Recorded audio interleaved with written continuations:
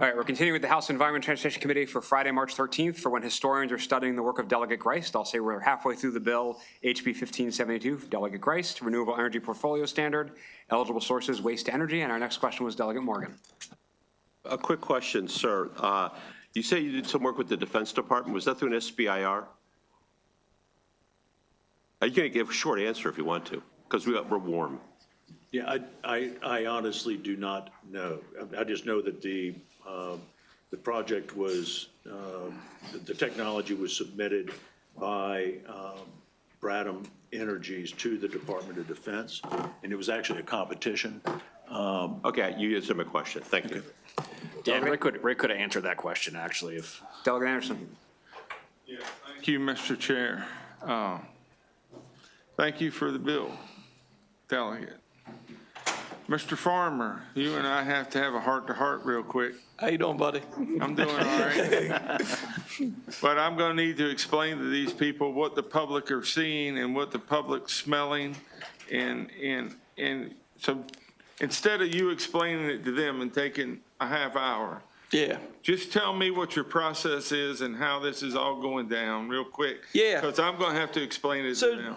I'm basically promoting high-end technologies that can actually do something. Yeah, Not, but what's the with process? theirs particular, I know it the best. It's a nitrogen-wrapped gasification process that does not incinerate. So it's heated to a certain level, it's wrapped in nitrogen, and when it comes out, it's basically a large recycler at the end of it that pulls all the good stuff that's in there that can be sold, comes out of it.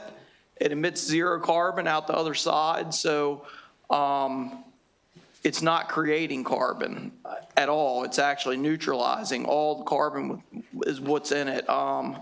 For your perspective on some of it too, like if you were to convert to electric on this stuff, so about 20-acre facility would take out about 3,000 acres of solar panels there on the shore. So eventually we are going to reach a limit on the shore where we've exceeded the amount of area that's going to get taken up by stuff, and we're going to need more because we're always making more electric and we're always going to need more. So this helps down the road meet the demands of all the energy goals in the state of Maryland. It's a shame that they were wrote out because it's kind of like sometimes you miss something really good while you're trying to get rid of something that's not that good. And these few technologies is what he's asking for, is just to be put back into tier 1. All right. So they can be used. I got that part. Yep. Byproducts. Where are the byproducts going? How they apply? So you mentioned spraying. Yep. I got that. The byproduct on this particular one is an inert, it's not even ash. It's sand. It's sand. And it can actually be used in concrete mix and stuff like that. It's got nothing left in it. It's been heated to the point where it's actually mineralized and all the carbon's been taken out of it. So it's an inert sand at the end of it. depending on how it's set up in the feedstock too, it'll be it'll be sand, but it'll also be converted either into methanol or natural gas. And if it's converted into methanol, which is actually good, that could actually be used in fuel cells, which is actually another future technology that we could actually benefit from as well. So the byproduct that's being applied to the land is only through your sprayer? There is none for agriculture. This pulls that out of the agricultural circle. So if we're putting waste from a sewage treatment plant, this gets rid of sludge. This gets rid of sludge. This isn't targeting chicken manure. Like, there's plenty of good uses for chicken manure. Chicken manure's not the end of the earth on going on ag fields. You know, if we did go down the road and it ended up being one of the things that ended up turning into the end of the earth because we've done ran or phosphorus, and you needed a solution on it, chicken manure would be a good fuel source too. But there's a lot of waste out here. I'm not attacking farmers. I mean, we're going to need something down the road. I just wanted to make sure there weren't any byproducts that come from this. We're going to be applied to land. Yes. That would affect the neighbor. No, these technologies eliminate that. So, Delegate, there's only two. Thank you. Two byproducts. one is an inert sand, and depending on what the feedstock is, this feedstock really is the determining factor on what comes out the tail end of it, right? So it's inert sand and water, and the water is it's been boiled, right? So it's purified water, and those are the two. Now, if you're using if the feedstock is something like chicken manure, which is the perfect the perfect feedstock because it's roughly 27% moisture, which is what is perfect for the system. It'll actually produce. It'll spin off the side of the filtration system. It'll spin off a ammonia sulfate, which you're a farmer, you probably know what that is. It's a high grade fertilizer. It collects the nitrogen. It's green. Because of what produces it, and that's so one line of a one-line system because it's modular you can add on to, but one-line system would produce with just using chicken manure as a feedstock would produce enough of fertilizer for about 30,000 acres of farm ground. So, and then coupled with that, with what Matt was saying, is that from an energy production standpoint, you're looking at 20 to 23 acres will produce more energy than what 3,000 acres of solar panels will do. So there's your farmland protection process. You got PFAS, which it's going to annihilate PFAS. The question then becomes where's that last atom of that makes up a PFA, a forever chemical? Where does it go? It's inert, and it's sodium that's actually in that inert sand. So it's gone. Delegate Anderson, is your question answered? Yeah, one more question. Are you Delegate Anderson, briefly, please. Are we you anticipate being regulated by MDA or MDE? Say that again. Who are you thinking you're going to be regulated? As a farmer, With this process? Department of Energy. more than likely. MDE? MDE. Okay. yeah, it's MD. I just didn't want to make sure it wasn't going Mr. under Chairman, MDA. Delegate Baker.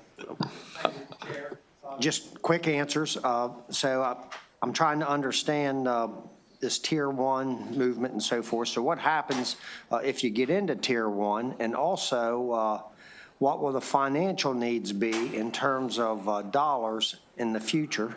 And I'd like to ask you, do you work for a waste-to-energy company? No, I have a company called Measurable Energy Solutions. Unfortunately, it's MES. The acronym's MES, just like states Okay, MES. thank you, sir. So now back to my questions. You're asking what our financial needs might be in the future? Well, that was one, and then what happens if you get into Tier 1? So that would probably be the Well, best the only answer financial first. needs I would anticipate potentially is if we do a pilot program, because this isn't utilized anywhere in the state of Maryland. And this is, I guess, part of the opposition that might be behind us is that there's so much unknown with this technology that they need answers first. And that's been the hesitation now with a lot of our local governments. There's just not a whole lot that we know about this technology because it is new to our country. It is, I think they have it in Kentucky already and in Canada, and then they have it in Europe as well. But it's new for us.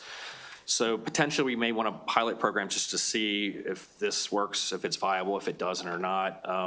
But I would imagine long-term, the private sector will pay for this in itself. I mean, they have investors potentially lined up to pay for this, production scale, in the long run. So I don't imagine that we'll use any public money.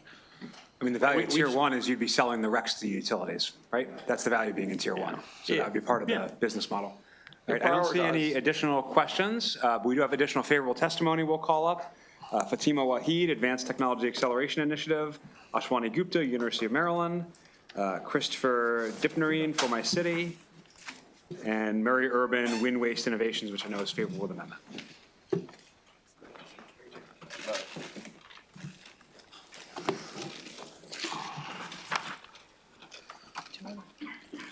Take it off. All right, thank you. Mr. Chairman, Madam Vice Chair, and the committee members, I'm Mary Urban. I'm the Director of Public Affairs for Wind Waste, the waste energy facility in Baltimore.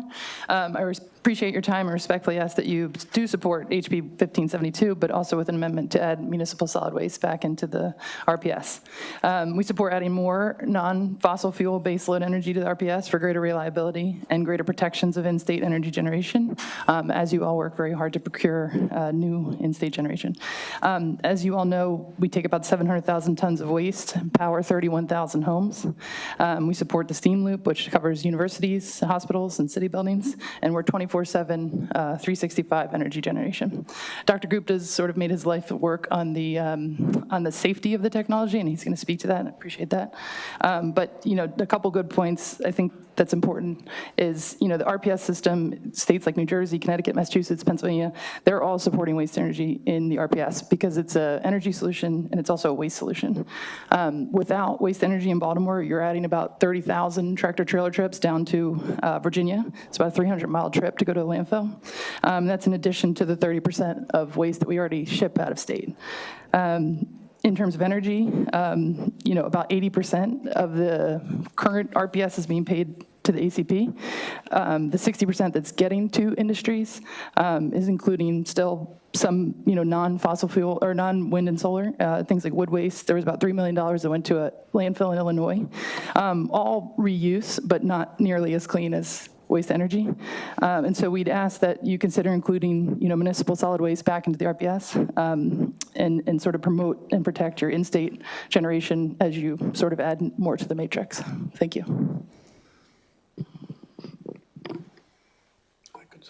Yeah. Please go ahead.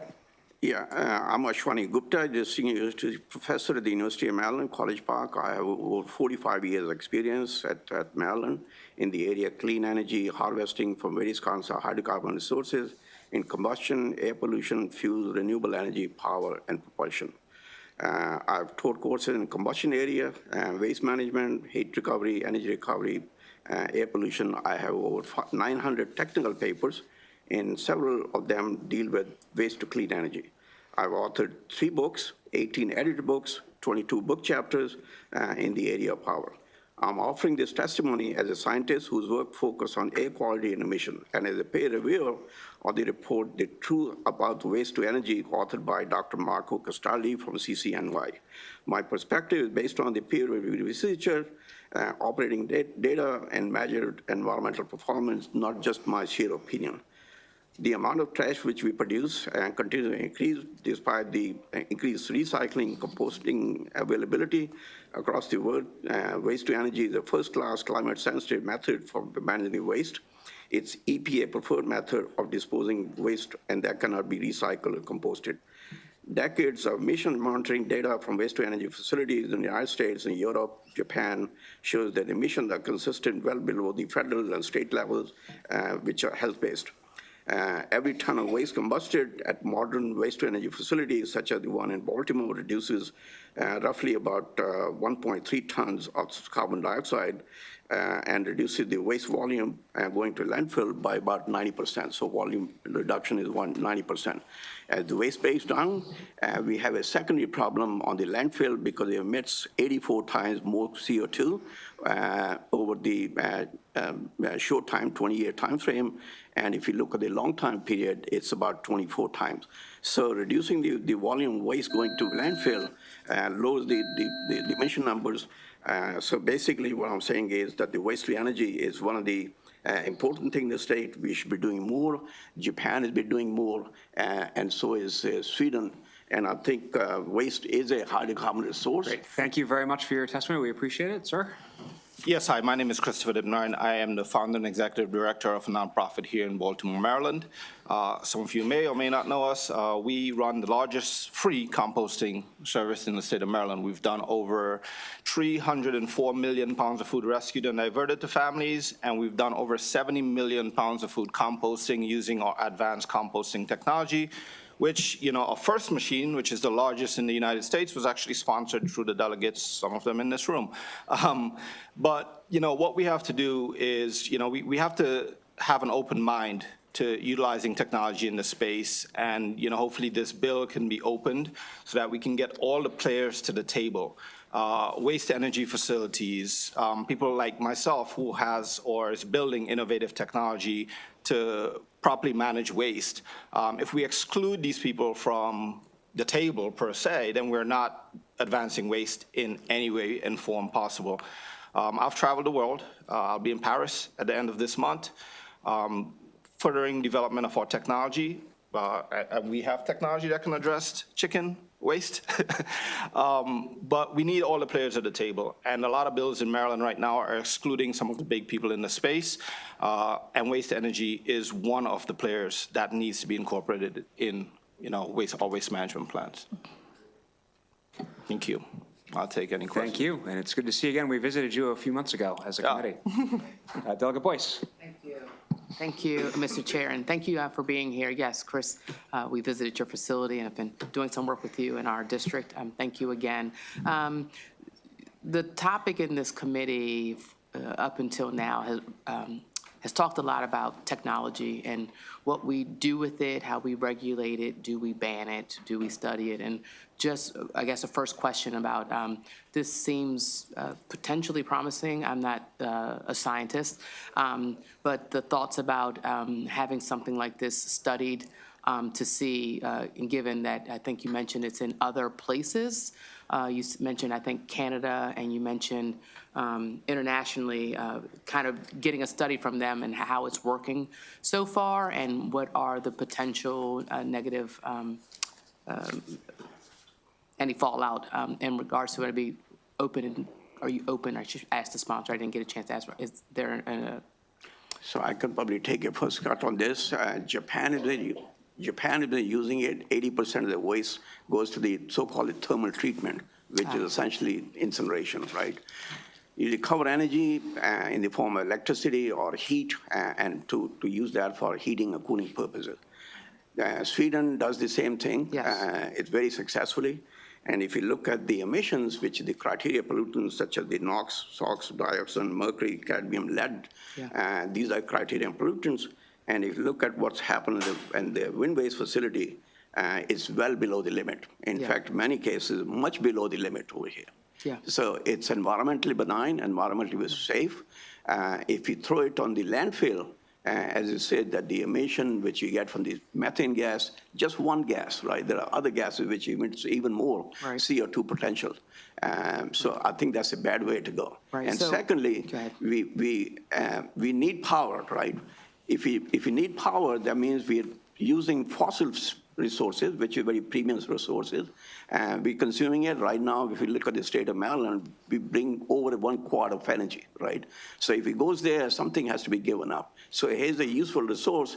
Use that for useful purpose, such as the heat and power. Right. So how? And just really quickly, you mentioned Japan and Sweden. How long have they been using the technology? They've been using for a long time. In fact, I was the international consultant to the Japanese government meeting for many years.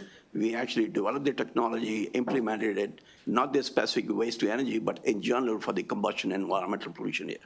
Very safe. In fact, it's very interesting, the technology we were doing it, and they had the bus passes, airline ticket, and right in the back, they showed my green flame. So if you see on the internet, Mr. Green Flame, you'll see the famous guy from the University of Maryland, College Park, talking about this and what is done for the international community. Okay. And my final question, Mr. Chair, if you don't mind, I'm just curious about what other states do with their RPS in Tier 2s, and how does Maryland compare? There are roughly about 76 incinerators in the country, which means roughly we're talking about close to 2 incinerators per state. In Maryland, we had 2. And I'm going to give the data of what's there for the wind waste, which is Baltimore, safe and environmentally benign, and converts the energy and satisfy the need for electric and the heat downtown Baltimore, and the rest of the energy goes to the grid. Could I quickly answer, Mr. Chair? Just so again, although not Tier 1, there's waste energy in most of those states. So if you look at New Jersey, Pennsylvania, Connecticut, Massachusetts, all these states that are sort of leading in similarly environmentally friendly states, they do have waste energy. They do support it, and their APS or ACP is going up, and they're sort of investing more in waste energy as opposed to less because of the landlocked and because of the energy reliability. Can I just add something real quick? You led the question by saying other states are doing this research. I tend to say this, right? And, I'm practical in this space. It's here. We're going to lose a resource that's giving back to our community.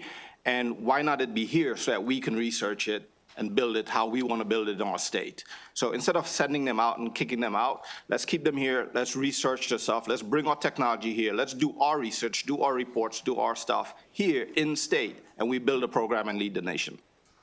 And the second part which goes with it is if you ship it somewhere else, we're using fossil fuel, premium fossil fuel, we're creating more pollutants to the environment.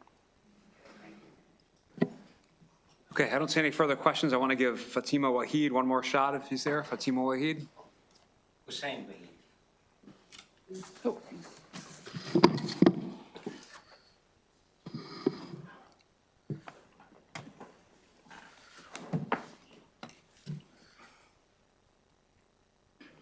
Thank you. I just wanted to share the exciting results, some of which you have already heard, and the perspective I have and the results pertain to how the facility has operated, essentially the waste to energy experience, and how difficult it is to maintain and operate it at one of the best, most rigorous standards in the country and exceed those standards is not easy for any facility, but the Wheeler Laboratory facility has excelled at it from the start, and they work together with the stakeholders to come up with adaptations as the technology evolved. So they have a very good record of changing their operations, and it sets a very good example of a transition technology that sees what is coming in the future and continuously changes the operations, the technology embedded to meet the current demands and also position itself in a better way for future changes.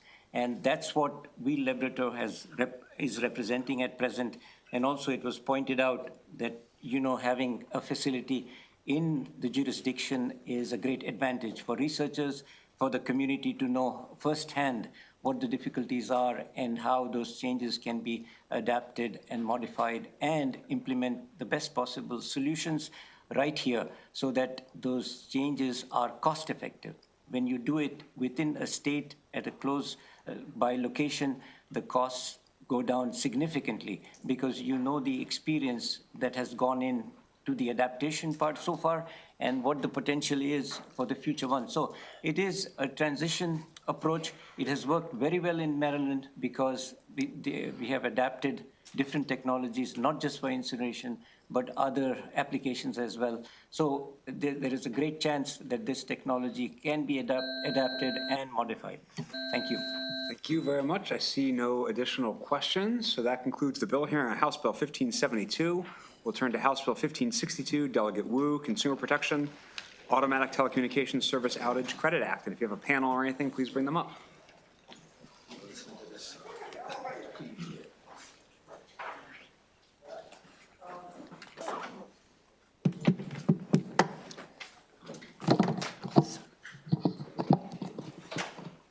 Good afternoon, Mr. Chair, Madam Vice Chair, and this Delegate Wu from District 9A. So first I want to say, Mr. Chair, great performance this morning. Really appreciate leading the energy discussion. Thank you. Move favorable. Yeah, sorry getting late. We have a voting session. So this bill is really about how we can ask the telecommunication carriers to take a responsibility about their system failure. And this bill, HB 1562, requires telecommunication service provider, sometimes they call them carriers, to automatically provide credit to customers who are impacted by a service outage. Service outage are an inconvenience to individuals and business, and it can prevent health and safety risks if individuals are not able to call for help or in times needed. Customers should be fairly compensated for these inconveniences without having to go through phone calls and customer service to file a complaint themselves, especially because they're already paid for the service. In January of this year, a Verizon outage affected almost 200,000 individuals, including many across the Baltimore region, including numerous businesses as well. This left people unable to make calls or texts or with a limited ability to contact emergency services. This follows a broader trend. In recent years, the frequency of telecommunication service outage had been increasing. Outage already cause harm and inconvenience to individuals. Automatically providing them credit should be a given, not something they must report and file a complaint for.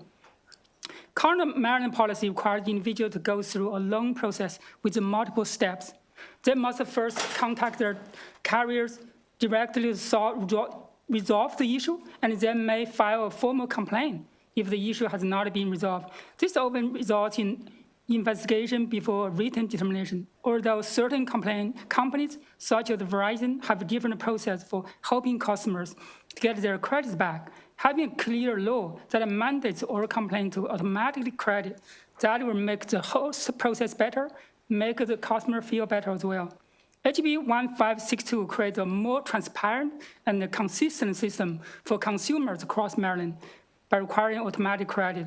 Following qualifying outage, the bill places responsibility on service providers rather than on customers themselves, who may already be dealing with the disruption which is caused by the outage itself.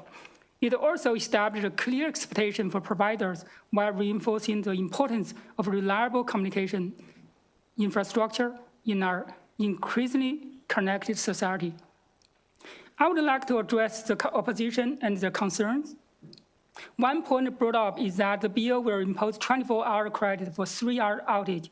This is due to providers charging by the day rather by hour, so this bill only followed the pre-existing structure used by these companies. Furthermore, their claim that this cost will be passed on to the consumers are invalid, since this can be considered an unfair, abusive, and deceptive trade practice, and would be violation in accordance with the Maryland Consumer Protection Act. Another point I would like to address is that this bill is state-specific.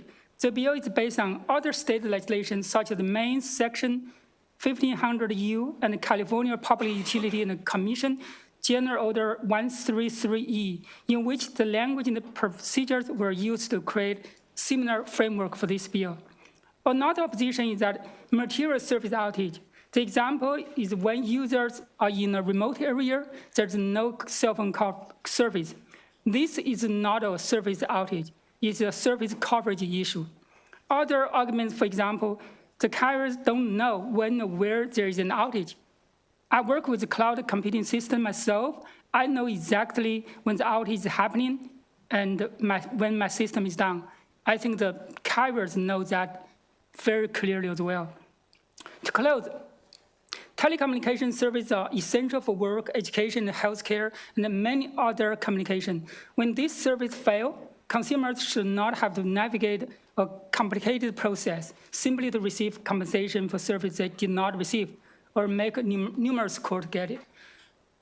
By compelling the carriers to auto credit back, this put the pressure on them to improve their service quality and give back customers money they deserve. Thank you for your time. Thank you, Delegate Wu. I do not see any, Delegate Naraki.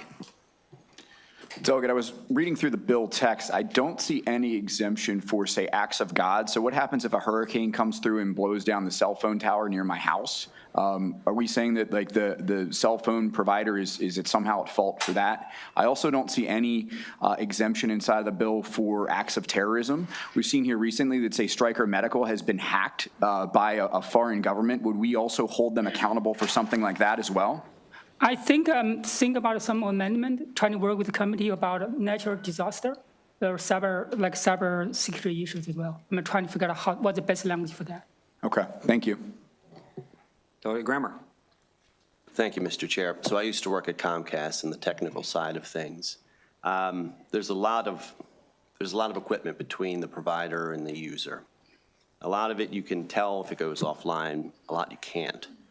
So what if, for example, the last mile, it's a lot of passive equipment. It has to do with the coax, maybe some cases the fiber, but it's not, when something goes down, the provider, in a lot of cases, can't see what's going on at all on that half of it. And it makes that really hard to detect. If multiple customers are out, in some cases, we might be able to see that. But if one customer is out, for example, we can't even start to the provider can't even start to pinpoint where that problem is. And, you know, just thinking of different utilities, different providers, how would we require that, you know, they start to, it becomes impossible to even detect what the problem is without frequently the end user calling in, let alone accounting for how long it was down. So can you kind of close that loop for me technically? Thank you, Delegate Kramer. That's a very valid question. First, I believe all the major carriers, they have the capability and monitor system to monitor their system, make sure they know how their system status. I don't believe they don't have tools. I know they have tools, right? So second one, I think I'm not talking about individual outage, right? I never think about one outage only impact one customer. This will focus on massive outage, which impact thousands of customers. So they have a system to monitor that. Well, for example, if a node goes down, in Essex, a node might be 150 people. But if a node goes down in a rural area, that might be one person. That's still an outage. You know what I mean? It becomes very complicated to start to even monitor that, let alone look at that retrospectively. Does that make sense? In the computer world, I don't think it will be complicated for them to monitor that. They monitor every internet traffic, every connection. So there's nothing they couldn't monitor. And that's why I mentioned the last mile. The last mile frequently is not IP-based. It's not on the internet. It's maybe RF. There are a lot of different technologies where you can't just look at that and say, I can detect that's down from the provider perspective. That's possible. So I didn't do research on that. Thank you. Yeah, thank you. Delegate Foley. Thank you, Mr. Chair. Thank you, Delegate, for the bill. So to be clear, this would cover wireless services? Yes. Broadband services? Yes. And satellite? Yes. Okay, thank you. Additional questions for the bill sponsor? Okay, we have additional favorable testimony from Fatima Waheed, Advanced Technology Acceleration Initiative.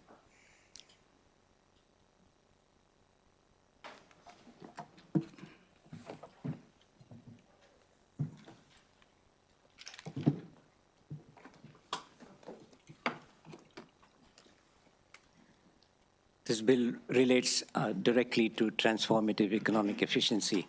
We rely totally on the communication and the value of the data that is transmitted in these systems. So with respect to reliability, University of Maryland, College Park has made tremendous contributions. And one of the reasons it is ranked #1 in the country for advanced lifecycle engineering is because they enhance the reliability of telecommunication as well as all electronic devices throughout the world. And most of their customers are on different continents. And this happened just in the last few decades. It started from scratch. And a lot of it has to do with respect to how we follow international technologies, the reliability and the delivery, and also the impact on the economy that is extremely valuable in certain regions where enhancement of the telecommunication reliability is critical.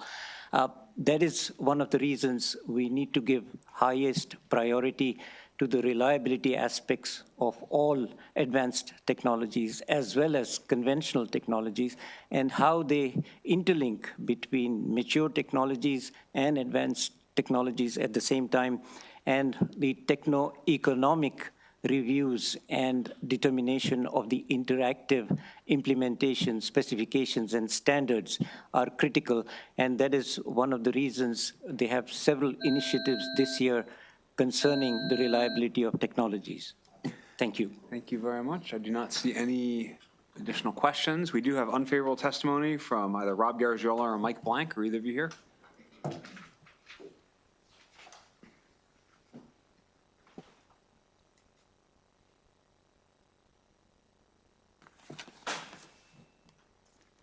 Chair, members of the committee, my name is Mike Blank with CTIA, the Trade Association for the Wireless Industry, speaking in opposition to the bill. Today, there already exists federal requirements by the FCC on wireless service outages, and the wireless industry is highly competitive with providers competing for consumers on a daily basis, not only on price, but also network quality. The very essence of wireless service is mobility, and imposing a state-level mandate on a nationwide service simply does not make sense. The FCC has reporting requirements, the ability to investigate, and the ability to impose fines on wireless providers. Further, the bill's credit requirement amounts to mobile rate regulation, which is preempted by federal law, which states that no state shall have any authority to regulate the rates charged by any private or commercial mobile service. The wireless industry is competitive, and wireless providers already work with consumers impacted by outages, including providing credits and other policies to ensure that customers remain loyal. In addition, there may be many reasons why wireless services may be disrupted or unavailable, including issues with a consumer's wireless device. Yet this bill would seek to require credits issued by a wireless service provider for service disruptions outside of their control.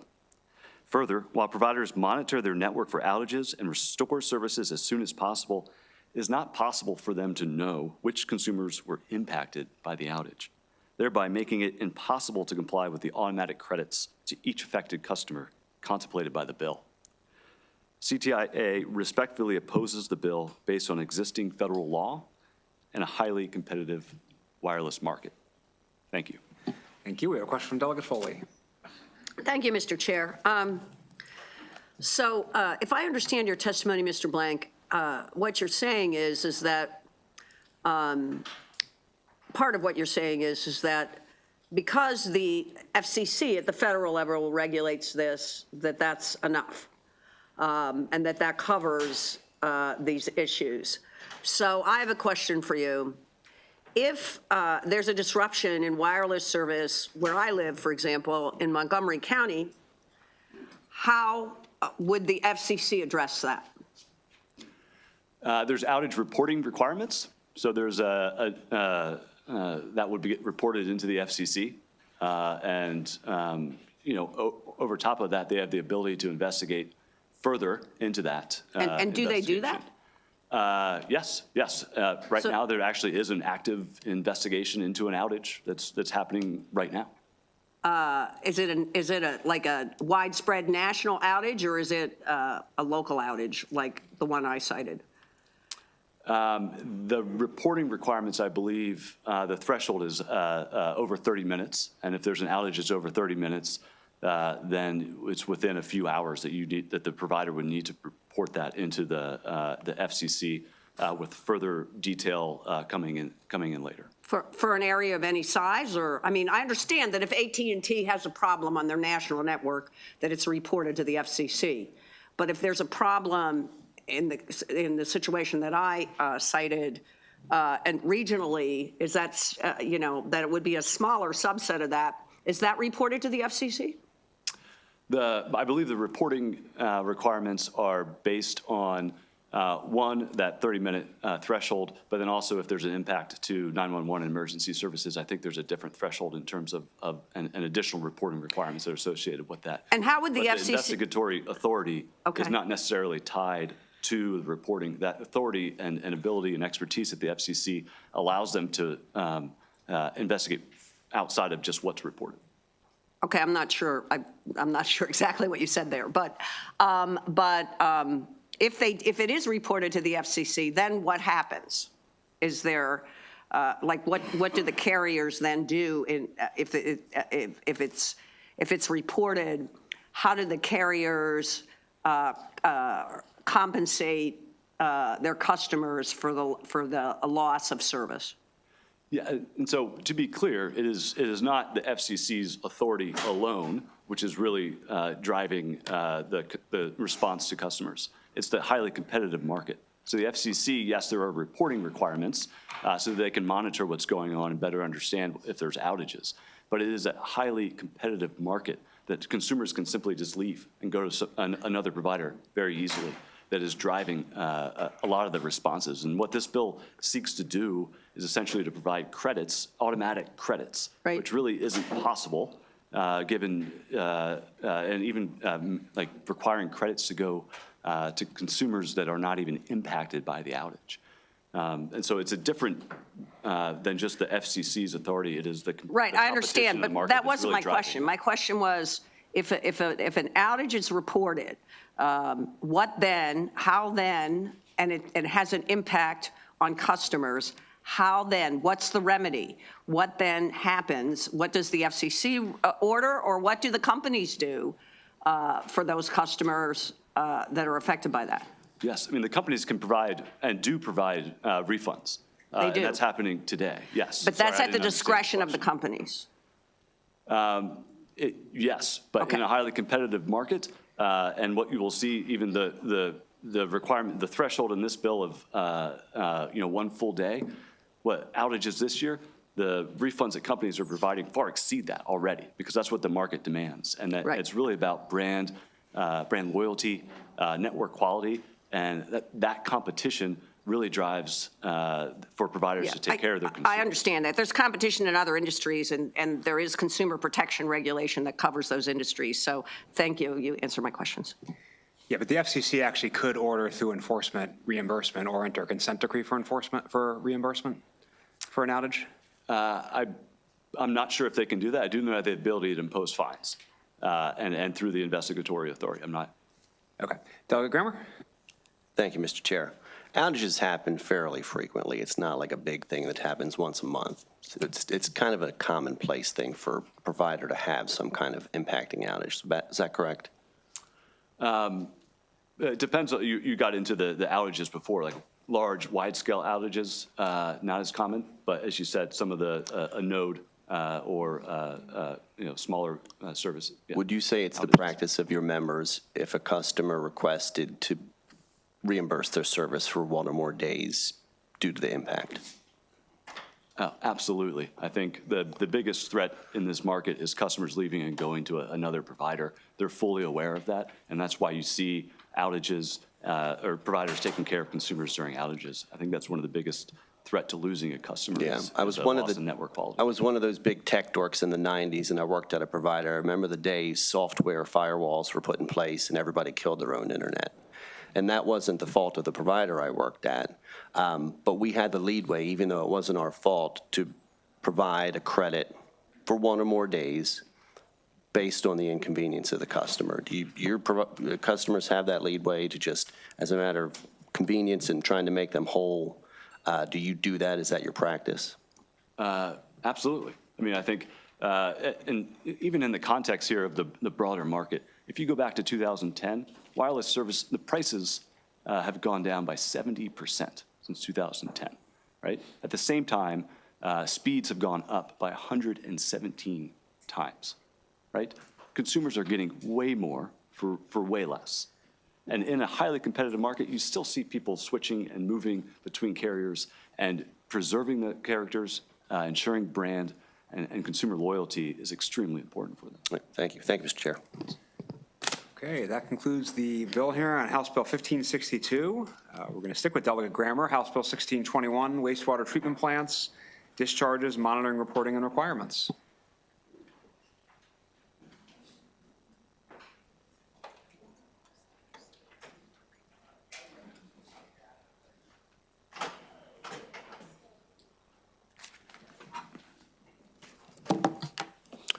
I'll get started when you're ready, Mr. Chair. Thank you, Mr. Chair, Madam Vice Chair, members of the committee. For the record, Delegate Robin Gramber to present House Bill 1621. House Bill 1621 puts in place several oversight measures of Maryland's wastewater treatment plants. First, I'd like to say thank you to the Chair for his willingness to consider this bill and the Vice Chair for her advice in making it work. The improper maintenance of wastewater treatment plants can radically impact the surrounding communities. Water quality and the related ecosystems can be impacted or destroyed. Heightened levels of bacteria can cause disease to those exposed to local waters. Quality of life for the surrounding communities and residents can be radically impacted by the effects of the plant, such as odors leaked or growth of midge populations. This is what I consider to be the first step in reforms at these plants by attempting to put in place oversight measures so we can understand from a matter of policy and a matter of public transparency. House Bill 1621 does several things. It requires monitoring of effluent for hormones, PFAS, and bacteria, and compares those numbers to the plant's discharge permit. It requires reporting of the plant's staffing and management, as staffing has known to be a huge issue at these plants. It requires the maintenance of a website that is accessible to the public, which will include daily bacteria levels, event failures at the plant, and the cause of the plant failures or bypasses. It requires that sludge and dry holding areas be enclosed and any vapors be remediated. It disallows the use of Maryland's water quality trading program for those who have violated for 2 consecutive months, and it requires the maintenance of publicly available and searchable database with up-to-date information related to the pre-treatment program for greater transparency and public accountability. These provisions have been provided by an array of stakeholders, including environmental groups, but also advocates from Eastern Baltimore County. I find the testimony that they have provided to be very informative in lieu of their absence here today. I encourage you to read their submissions, and I'll do my best to answer questions without their participation in this hearing. Thanks for the opportunity to present House Bill 1621. I'd be happy to take questions and ask for a favorable. Question from Delegate Naraki. Thank you, Mr. Chair. Delegate, first of all, you got me woken up when you mentioned the word midges. It got me all excited there for a moment. So on a serious topic, I mean, obviously the two of us have a shared concern with the Back River wastewater treatment plant. I think that this bill has the potential to address several of those issues, but I want to talk about 2 in particular. How would this affect the noxious odor, frankly, that many of our communities have to smell 24 hours a day, all the time? I'll let you answer that one first, and then I'll come to my second one. Yeah, so item 7 in the bill, it's the enclosure of the dry solid holding areas.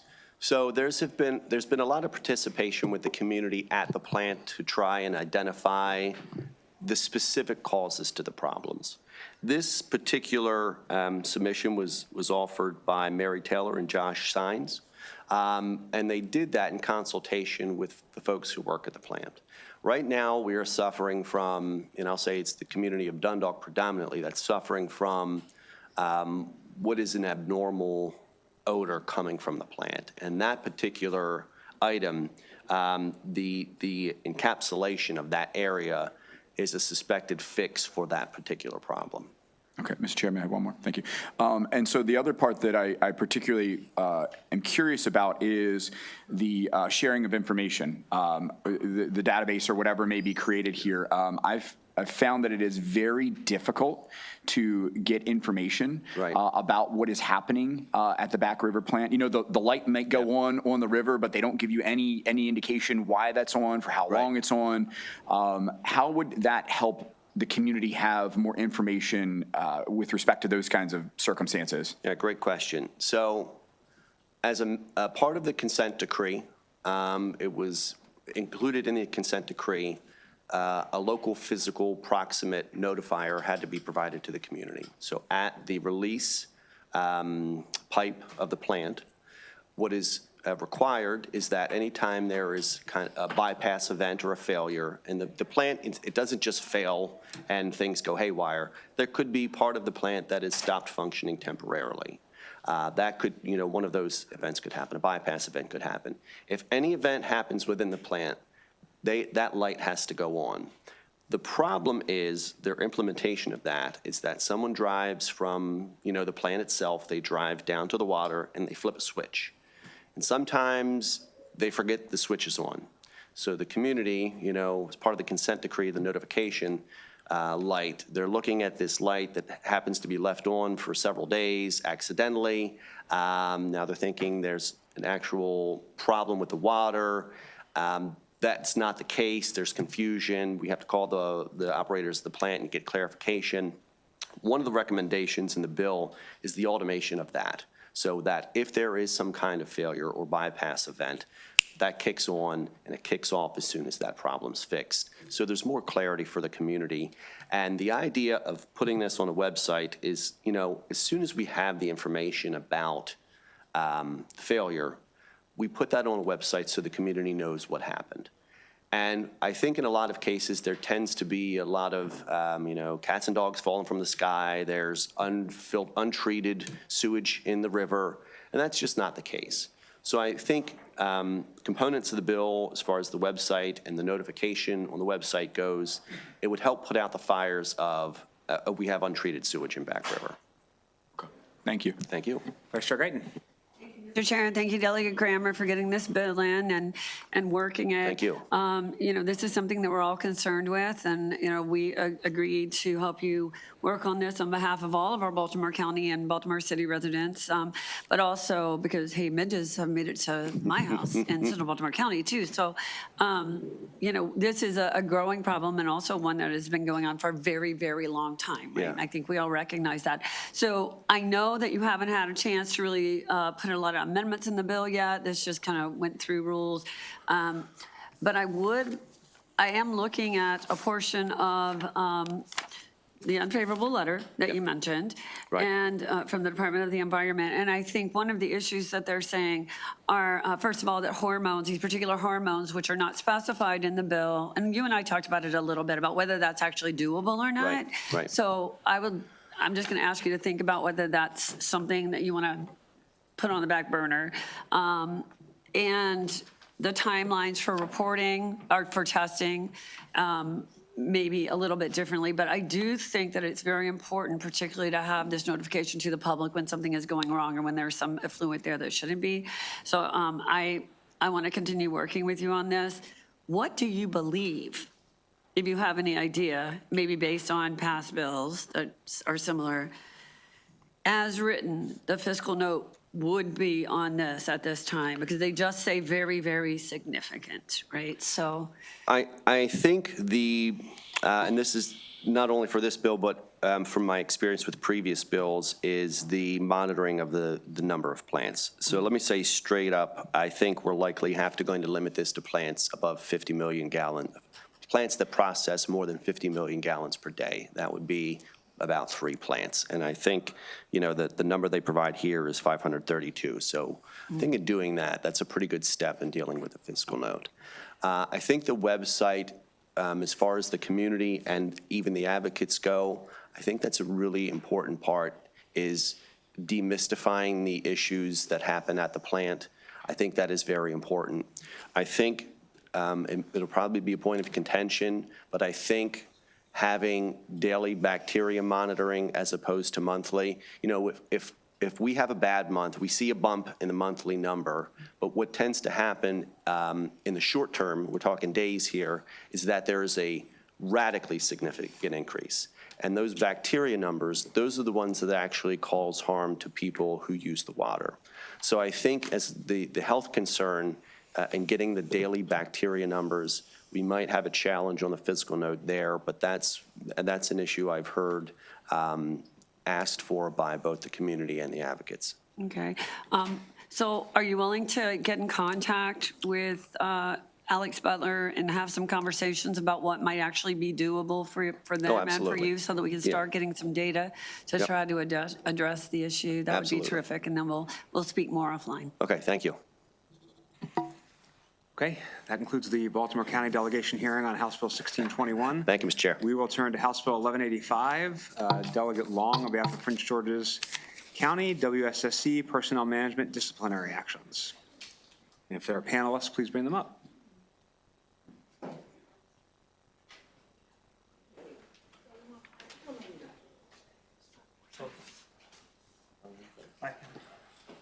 Okay, because I'm here for 1185. Come on, team member, all right. Mr. Chair, can I come up for 1185 as well? My name was not called for 1185. That's what they said. I'm here for any questions, Mr. Chair. Thank you, Mr. Chair, members of the committee. For the record, Delegate Jeffrey E. Long, Vice Chair of the Bi-County Subcommittee for the Prince George's County House Delegation. And very simply, what House Bill 1185 does is requires the Washington Suburban Sanitary Commission, before taking disciplinary action against an employee, to 1, investigate the alleged misconduct, 2, meet with the employee, 3, consider mitigating circumstances, 4, determine the appropriate disciplinary action, and number 5, lastly, give the employee a written notice as specified. Attached is a letter of support from the House delegation, along with our vote count sheet. And with that, I would request a favorable report for this local bill, and the bill sponsor within her delegation is beside me for any technical questions. Thank you, Chair Corman, Vice Chair Guyton, members of the committee. My name is Christian Goebel. I serve as Legislative and Political Coordinator with AFSCME Maryland Council 3. Our union represents 55,000 public service employees across the state of Maryland. As this bill was amended, as it passed through the Montgomery and Prince George's County delegation, it removed most of the provisions of the bill. As amended and approved by the delegations, this legislation enables an employee of WSSC to appeal a suspension to the Office of Administrative Hearings. The rest of the provisions of the bill that were amended out were addressed by AFSCME Local 2898 and WSSC in collective bargaining negotiations. We have reached mutual agreement on all of those provisions. So we would respectfully request a favorable report on this bill as amended. And we do want to thank the bill sponsor for bringing this legislation. And we, on behalf of our local, just express thanks to the delegations for supporting this bill. Thank you. Thank you. My name is Lisa Arnquist, and I'm an attorney. Thank you. I'm an attorney in the Office of General Counsel at WSSC Water. Thank you, Chair Corman and Vice Chair Guyton, and members of the committee for allowing us to be here today to express our support for House Bill 1185 as amended. First, I would like, on behalf of WSSC Water, to express our sincere appreciation to Delegate Mariku North for her work in this legislation and for her effort to bring the parties together to reach a mutually acceptable agreement on these issues. I also want to begin by recognizing WSSC Water employees who work around the clock to deliver the highest level of service in pursuit of our mission to provide safe, reliable, and sustainable water and wastewater services to 1.9 million residents in Montgomery and Prince George's County. This bill, as amended, would expand the disciplinary appeal rights of WSSC Water employees. Our employees are members of a merit system that currently enjoy the right to appeal terminations to the Office of Administrative Hearings. This bill, as amended, would expand that right to include disciplinary suspensions. In short, that means that an employee who suffers a loss of income because of disciplinary suspension would have a right to challenge that action in a full contested case proceeding. We fully support the bill. We fully support the expansion of these critical due process rights to our employees. We request a favorable report on House Bill 1185 as amended, and I'm available to answer any questions you may have. Mr. Chair? Yeah. Apparently, I am technically supposed to be speaking as well, so just for the record. Okay, just so you know, Delegate, we don't usually take double sponsors, but go. I understand, yeah, Go apparently I ahead. got a message saying because it wasn't WCC's sponsor, I was supposed to inquire you, Mr. Chair, if I was just speak on the record since it was my bill, but I would defer to your judgment. I don't see any questions, so I think the best thing to do is to move on. I love it. That concludes the bill Great, hearing thank you. on House Bill 1185. Let's turn to House Bill 1230. Again, Delegate Long on behalf of his delegation, WSSC alterations. Thank you again, Mr. Chair. For the record, Delegate Jeffrey E. Long, Vice Chair of the Bi-County Subcommittee for the Prince George's County House Delegation, filling in. House Bill 1230, this bill expands an existing small business preference program in the Washington Suburban Sanitary Commission to include non-local small businesses and other businesses. WSSC may accept as a registered vendor in the program any person that is registered as self-certified as a vendor in accordance with regulations that WSSC adopts. And finally, the bill repeals the name of the WSSC Office of Supplier Diversity and Inclusion and authorizes WSSC to provide a name for the office. Again, as aforementioned, you see the letter of support from delegation along with our delegation vote count. and I have a panel here with me to answer any technical questions you all may have. And for that, I request support and a favorable report for this local bill. Thank you. Good afternoon, Chair Corman, Madam Vice Chair Guyton, and members of the committee. My name is Keon Harley. I am the Director of the Office of Supplier Diversity and Inclusion at WSSC Water, and I appreciate the opportunity to present House Bill 1230 as amended. As an anchor institution, we believe our infrastructure investments should generate the maximum possible economic opportunity for local businesses, the workers they employ, and the communities they support. And House Bill 1230 as amended strengthens the framework that makes that possible. My comments today will focus on 3 areas. First, the purpose of the legislation. Secondly, how the bill complements existing programs such as the MBE program. And third, how the legislation supports continued participation and growth for businesses already working with WSSC Water and businesses that are not currently working with WSSC Water. At its core, House Bill 1230 as amended ensures that the billions of dollars WSSC Water invests in water and wastewater infrastructure translate into economic opportunity for Maryland businesses operating in our region. House Bill 1230 does not alter or replace the MBE program. The program continues to operate in accordance with Maryland law. The legislation instead works alongside existing programs by creating additional participation pathways for Maryland businesses competing for WSSC Water contracts. For context, WSSC Water provides water and wastewater services to nearly 2 million residents in Prince George's and Montgomery counties. Over the past 5 years, we have spent more than $1.3 billion with Maryland businesses, and we want to do more. This includes approximately $635 million with firms located in our service district. Looking ahead, WSSC Water will invest an additional $4.8 billion through our 6-year capital improvements program.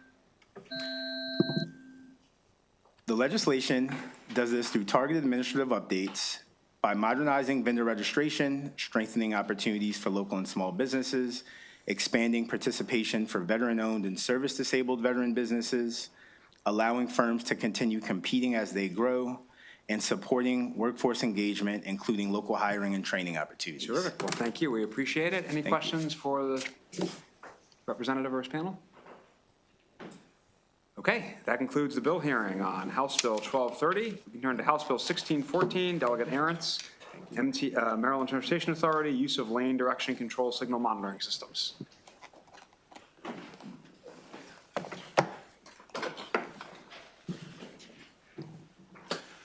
Ready? Okay, thank you. Good afternoon, Chairman Corman, Vice Chair Guyton, and members of the committee. For the record, I'm Delegate Steve Arendt's, here to present House Bill 1614. It's a bill established for the purpose of using lane direction control monitoring systems on the lanes leading up to the Chesapeake Bay Bridge. In conjunction, it establishes a warning and citation system for illegal use of these lanes. In an area with reversible traffic patterns and constantly changing road structure due to the gates on the bridge and up to the bridge, the enforcement of traffic laws is essential for safe travel leading up to and entering the Bay Bridge area on both sides. Over 100 citations were issued by Queen Anne's County Sheriffs in addition to 200 of warnings in 25 alone. The bill serves to hold motorists accountable for utilize effective and accurate monitoring tools to ensure that our drivers do not travel in the lanes clearly marked with red signals. When used responsibly and transparently, these enforcement and citation systems will help increase awareness and responsibility of the laws, reducing collisions and other potentially dangerous conditions on the Bay Bridge, meaning road rage. For those of you that have traveled the Bay Bridge during the time when we had lane closures, this is a nightmare on both sides. And what happens is we do have a process in place where the state police or the bridge police can actually give a citation out to somebody crossing, but I think we all understand that dollars and cents to have them sitting at the bridge is very limited, and those laws are just not being utilized. They're not being put into place. It's very frustrating when you're driving there and I get a phone call as I'm going home because I have a unique plate on my car, so I wouldn't typically go up there, but courtesy is not actually a strong suit when you're trying to get home, I guess, because I will sit there and I'll get a phone call, hey, why don't you just ride up? I'll let you in. But you don't do that, and then when you do get up there, you can feel that the road, the people are getting, the tension's getting harder. It's tougher and tougher to sit there while somebody pulls and blows by you while you've been sitting in traffic for 20 minutes. You have the hope of a state cop being up there to stop them, but keep in mind, even if a state trooper is there, he can stop one person, and it's very difficult for him to sit back and say, okay, you, get up, line them up 50 back, and people generally get over. Last week, I was driving home, and I'm right up at the last lane. And who comes up? But a guy comes up and wanting to get over. And I'm sitting there because I get a little bit of an attitude sometime. I'm not going to let him in. But there's two state troopers sitting there in cars. And I'm like, go, go, go. Nothing's happening. So it does get frustrating. But when you think about the anxiety and the attitude, this isn't going to Chick-fil-A where we let somebody in. And the way to address it would be, and the bill proposes that at the red light system, when you hit the first red light, if you go through it, if it's a solid red light, it gets treated as going through a red light. The second red light, the same thing, another charge, another charge, another charge. MDOT, in their testimony, and we've had numerous discussions with this, but in their testimony, they have some suggestions to help offset some of the cost. They're trying to make this a statewide bill to wherever we have red light areas like that merging and trying to bring it together. Keep in mind, though, these things are useful and necessary because, again, if you've traveled that bridge, you've seen where somebody went right through one of the gates. So we do need to do something to protect that investment. That's been a major plus for us traveling across the bridge. And I would urge, if you can help me, a favorable report on this bill. Thank you, Doug. So I just want to make sure I understand. This is an automated enforcement bill. Yes. Okay. Delegate Jacobs. Thank you. So my good friend Delegate Arentz, I know it's a big problem over there, and you briefly talked about the MDOT letter, and they say it presents numerous operational questions which must be clarified, and they're willing to work with you. Have you talked with them at all yet? I'm sorry, who did I talk to? Who? Have you spoke with MDOT at all? Oh, absolutely. I will say this about MDOT's been very upfront and very forward with me in talking to me about this circumstance. We've discussed it. We've had it. My county commissioners, we use it at our CTP tours. We talk to them about it, and they recognize the need. It's just not happening as fast. This was a bill we put in relatively late, and the biggest reason we put it in is there's just been so much outpouring from people trying to get home and trying to get to work when these circumstances are in place, that it becomes necessary for us to, proactively get more heavily involved in it. So it's a difficult situation. I think most people would agree, but it isn't your typical violation we're looking at. These are red lights, and we want them to be treated just like going through a red light. It's dangerous. Thank you. Okay, one concern I've heard from folks on this committee is that these things are just cash cows and they're just being used to raise money. So can you explain to me why that's not the case here? Well, no, I really can't. I'm not sure I understand your question first. Sure. I've had many of our colleagues say to me that these kinds of automated enforcement systems are not about safety, and they're not about making the person in the lane next to it feel like they're doing the right thing and the other person's going to get caught. They're about just raising money. Okay. So this isn't just about raising money for you, right? It isn't just about raising money, right. And I understand what you're talking about. This is a little bit more. This is road rage. This is real examples where people are getting upset. And I do appreciate what you're saying about going through a red light and speed cameras and what have you. They're very difficult. But again, this is about a fact that where people are driving across, sort of like you're pretty right with what you're saying. But when you're dealing with this circumstance, people are getting out of control. And I've seen it happen. I'm not seeing a whole lot of that in other areas which you're referencing, but I am seeing it on the Bay Bridge and up to that point. Sorry, you've never seen anybody speed on 50 heading towards the Bay Bridge? Absolutely. Okay, so we see it in other places. It's not just this one place where we need people to be safe, right? You're right. I agree with you. So, Delegate Anderson? So it should be an easy bill. Based on that. Perfect. Thank you, Mr. Chairman, and thank you for the bill, because it's the most egregious violators that win. When we're sitting at the bridge and they blow by us a mile or two and get in up there at the merge because there's no troopers sitting there because they've pulled over the speeder that's running 80 miles an hour and they can't be both places at once. So I appreciate your idea here, and maybe we dedicate that money to something else that they collect there. Maybe it goes to Bay Bridge maintenance. It doesn't have to be, I mean, have you had those discussions with MDOT about where the money would go? But I think the committee will agree, those dollars are set aside for something different. They're set aside, even with speed cameras, they're allocated to go places. That's already being done. Okay. I'm not saying we can use this necessarily to benefit some other thing. This has just become a major problem, and it's a traffic problem, creating a real problem for people trying to get to and from their jobs, which they use that money to pay taxes. I was just thinking it could go toward the Bay Bridge maintenance and maybe keep our tolls down a little bit. Delegate Foley. Thank you, Mr. Chair. Thank you, Delegate, for bringing this automated enforcement bill. Just a question, so these images that are captured, what happens to them? Who gets them? You know, what happens to them? Who keeps them? The damages, what damages? When they hit No, I'm sorry, the images. Oh, the images. The images, yes. Well, I guess you have an example. If you drive into Washington DC, I think it's, I don't know what the road is, but as you're driving on 50 and you go into DC, they take a beautiful picture of your car, the front license plate, and they send you a little greeting card saying you owe them $50 to $100. And so the same would happen here? I'm not sure the process. And again, to their credit, MDOT's looking at how they would facilitate this. It's a big problem for them too. Okay, thank you. Just so you know, you don't have to get those greeting cards from DC. You can go 11 miles per hour over the speed limit, Delegate, without getting one of those greeting cards. You have to be going 12 miles per hour over the speed limit to get one of those greeting cards. So just keep that in mind. Mr. Chairman, I agree with you. I understand your point thoroughly. I'm focused on this one right now, but I do appreciate it. And I'm not saying I think they're all terrible. I just don't typically vote for them.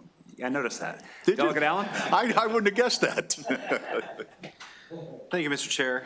Delegate, I have another question. Actually, the chairman made me think of this too. Does the bill say what happens if the violator who's caught on this automated enforcement system has improperly registered Virginia plates in the state of Maryland? No, it doesn't address that. Okay. All right, To my knowledge. But again, with fairness, I think MDOT is sincerely looking at this and wanting to do something. And it comes down to the basics. It's dollars and cents and how do we facilitate this? The technology's there. We've asked them about it. I mean, coming across the Bay Bridge right now, you can see we already collect our tolls electronically. And I didn't think it would be such a stretch, but apparently there's a technology out there that make it a little bit more difficult for them to do it. Great. And I've just so you know, I've spoken to the Maryland Transportation Authority about your bill because I think it's a good idea. Okay.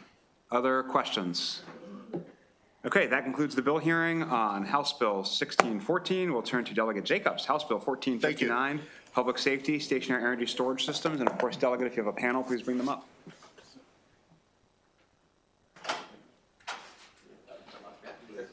I think we got 5 chairs. We can get all 5 people.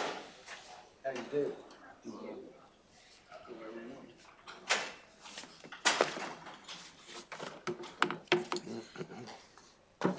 Who else do we have? Oh, you're here? We have Bruce Bariano, Fatima Wahid. You want them up as well? Bruce? Come on up here, right there.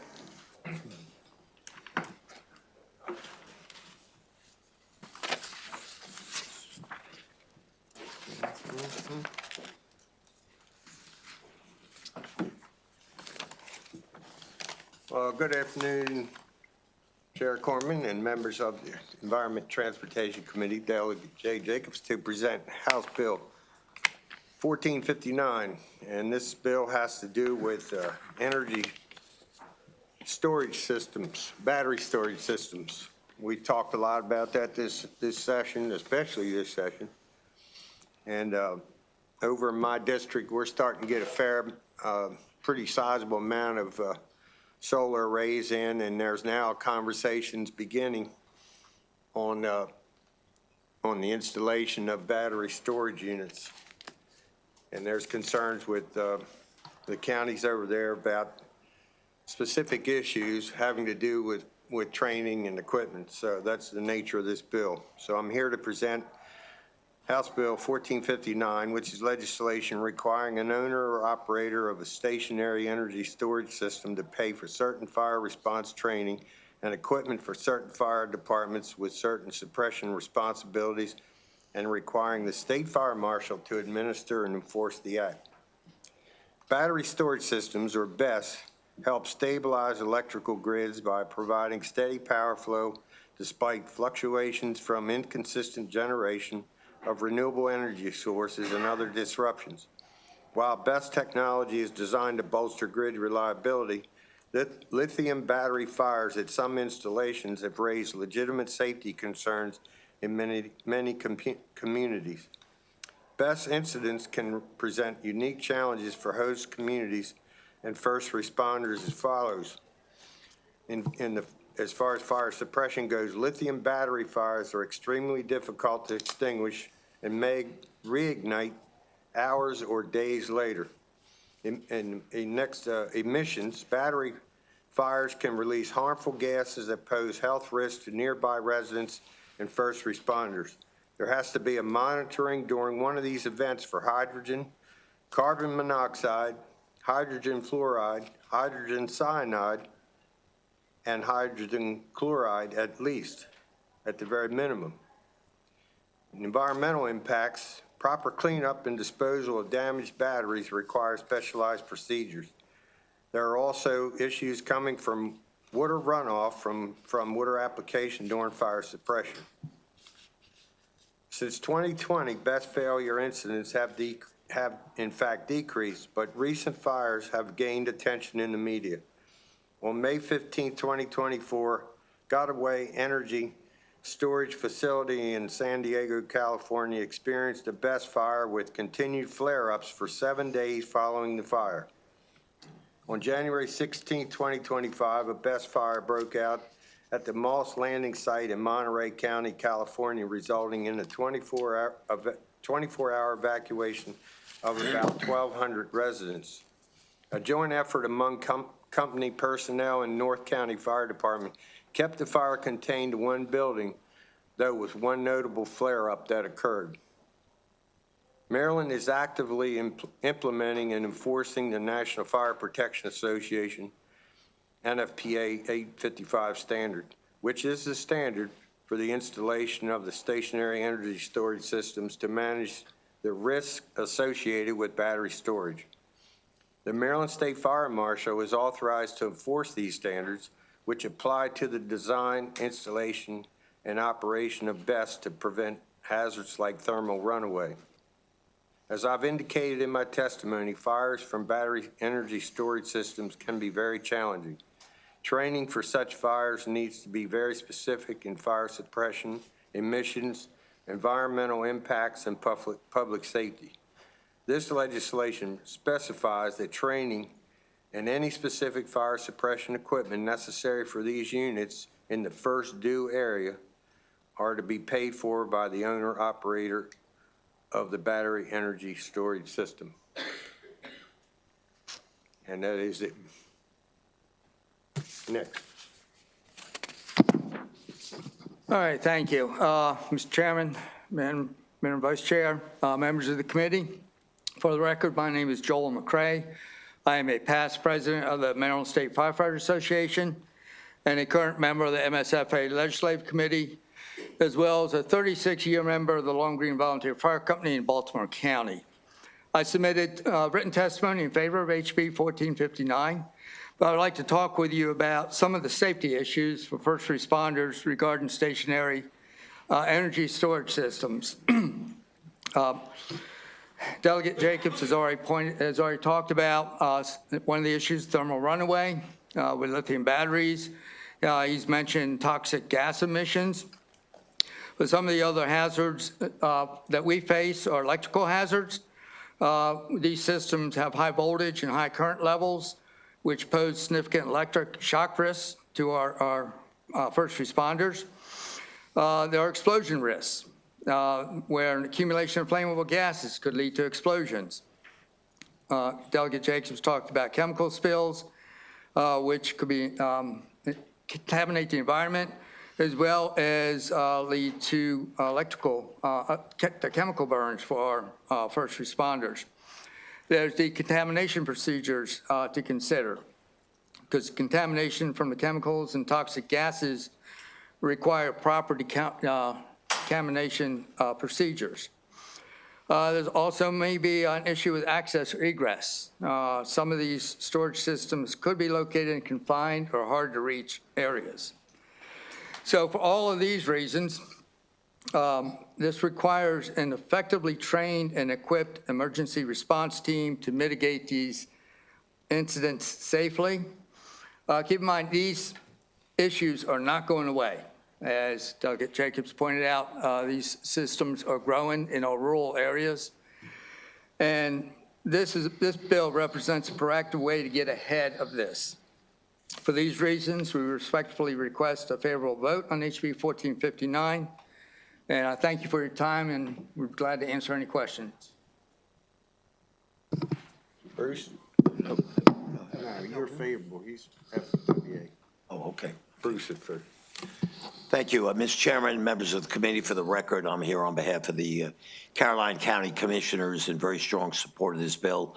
I would like to apologize, Mr. Chairman. Apparently there was a clerical error that says I'm signed up for Wycomico County. It should be Caroline County. You should have in your record a letter from the county commissioners in support of this legislation. For those of you that have been on this committee for a while, over the number of years, there have been various bills dealing with the reality that fighting fires and training how to deal with fighting fires and situations dealing with batteries and electric cars is very different than your traditional firefighting. And there's a tremendous need for training, and it's just entirely different, and in some instances more severe and more difficult. As indicated, and this committee knows, there's a growing development of facilities in the rural counties on the eastern shore of these energy facilities, and we really have to develop and know how to deal with tragic situations. This bill is a way to do that now, to be able to afford doing it, and having the entities that are operating these facilities have some level of responsibility in that regard. I would urge a favorable report. This is, as I said, a matter that needs to be addressed before we have some tragic situations. Thank you very much. Mr. Chair, members of the committee, Don Butchka with MACO here in support with amendments on House Bill 1459. Mostly me too. I want to thank the sponsor for putting in a really good bill. There's not a lot much more I can add. I'm going to refer you to our written testimony. There are some clarifying amendments that we're going to request, but otherwise we urge a favorable report on House Bill 1459. Thank you. All right, we have a question from Delegate Allen. Thank you, Mr. Chair. Delegate, thanks for bringing the bill. I really like the idea of it, but I'm curious, to your knowledge, has anything like this been done before? And obviously, like, the battery storage is a new technology, relatively new problem, but has this occurred in any jurisdiction in Maryland where, like, again, a new technology or new piece of equipment was deployed, in a wide way, and then those businesses had to supply equipment to the local fire departments? Or is this your own innovation is what I'm asking, I guess? I'm not certain in other parts of the state. I know what's happening in my district, that we've got a huge solar array. One piece of it's 900 acres.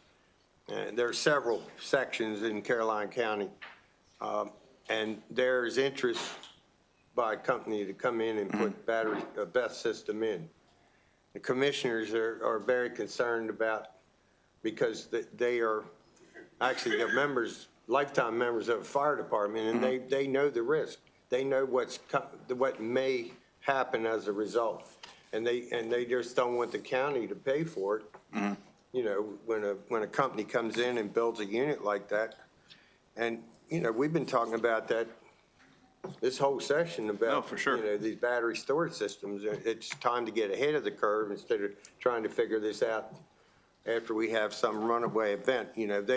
because of the 855 standard, I think they're being put in better now. They're further apart, you know, and I think that's why there's been a decrease in the incidents around the country. But it still doesn't say that they're risk-free. All we want to do is be prepared. And right now, MIFRE is not training for fire suppression. And they're the main trainer in the state of Maryland. They do not train for BESS systems. Gotcha. So what this bill is trying to do is get in front of an issue that's definitely coming, there's no doubt. Yeah. And, No, I understand. I like the intent. I just didn't know if there was precedent for this model of funding. they're coming in my district very Thank soon. Delegate Naraki. Thank you, Mr. Chair. Delegate, first of all, thank you for the bill. Mr. McCray, it's good to see you, sir. So I may be stepping into something here a little bit between the career versus the volunteer folks, but I have a large battery storage facility proposed in my district in the Bowley's Quarters area. And Delegate, I know you know where that is there. That is both served by a career station, and there is also a volunteer station there as well. So would this bill say that both get the ability to have access to that training and to the equipment? I'm just trying to logistically wrap my head around. Baltimore County is somewhat unique in that we have both career and volunteer used. Well, in any area, we have what's called a first due. Right. So it doesn't matter whether they're professional or whether they're volunteer. If they're in that circle, that first due area, they would be responding to an event like that. So anyone that would be in that first due area, that circle, they would have to be trained, whether they be professional or whether they be volunteer.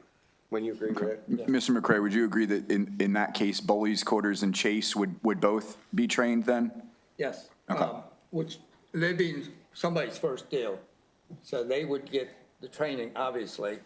And if it was felt necessary that the adjoining companies needed it, they would also receive it. That's my understanding. Okay, thank you. Delegate Anderson. As far as the equipment goes, you know, we don't know, and that's why that's in the bill. But when you talk about the amount of gases and things that, you know, of that nature that they have to monitor for while the fire is going on, you know, these are items that typical fire companies don't have with that much capacity. So that's why you have to have an equipment issue in the bill as well. Thank you, Mr. Chairman. Thank you, office mate, for bringing this bill to Mr. McCray. Yes, sir. I've been consulting with Delegate Jacobs about making an amendment to his bill. One of them would be an environmental amendment, and the other part of that amendment would be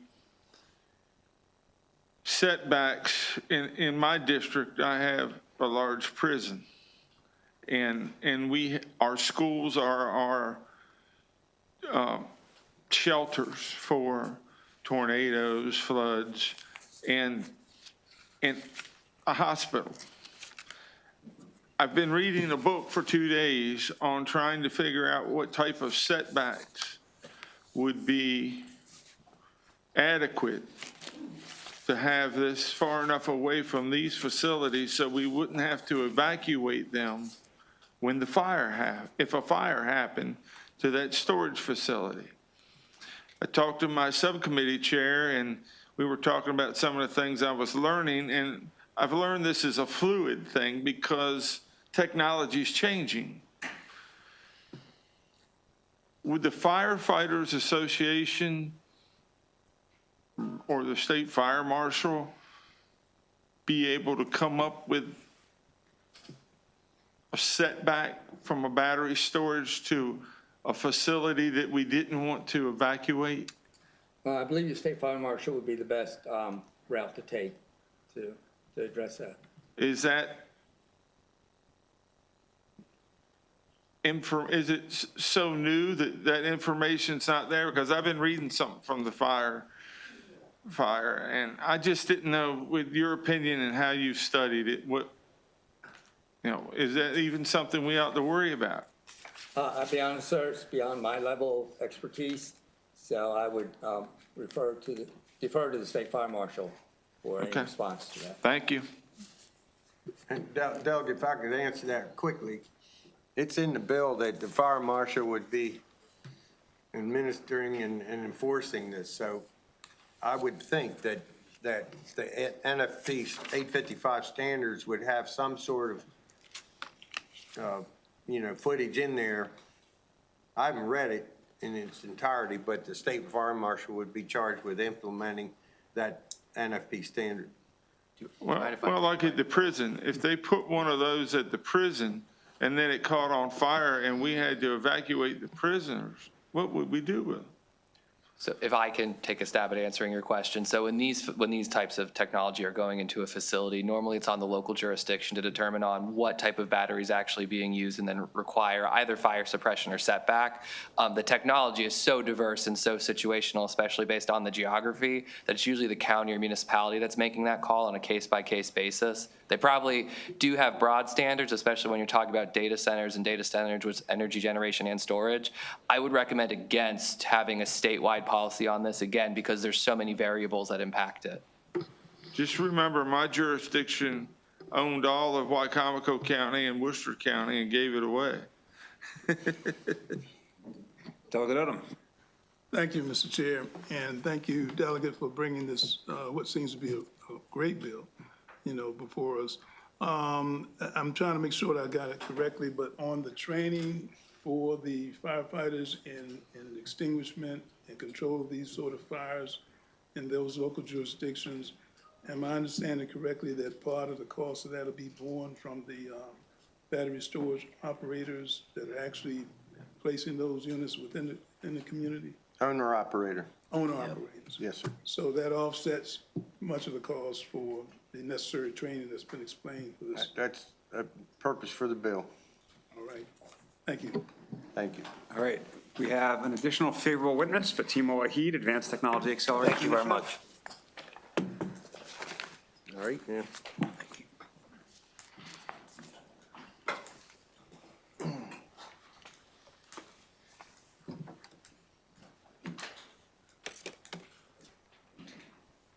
Just wanted to quickly share the exciting developments in this field as well.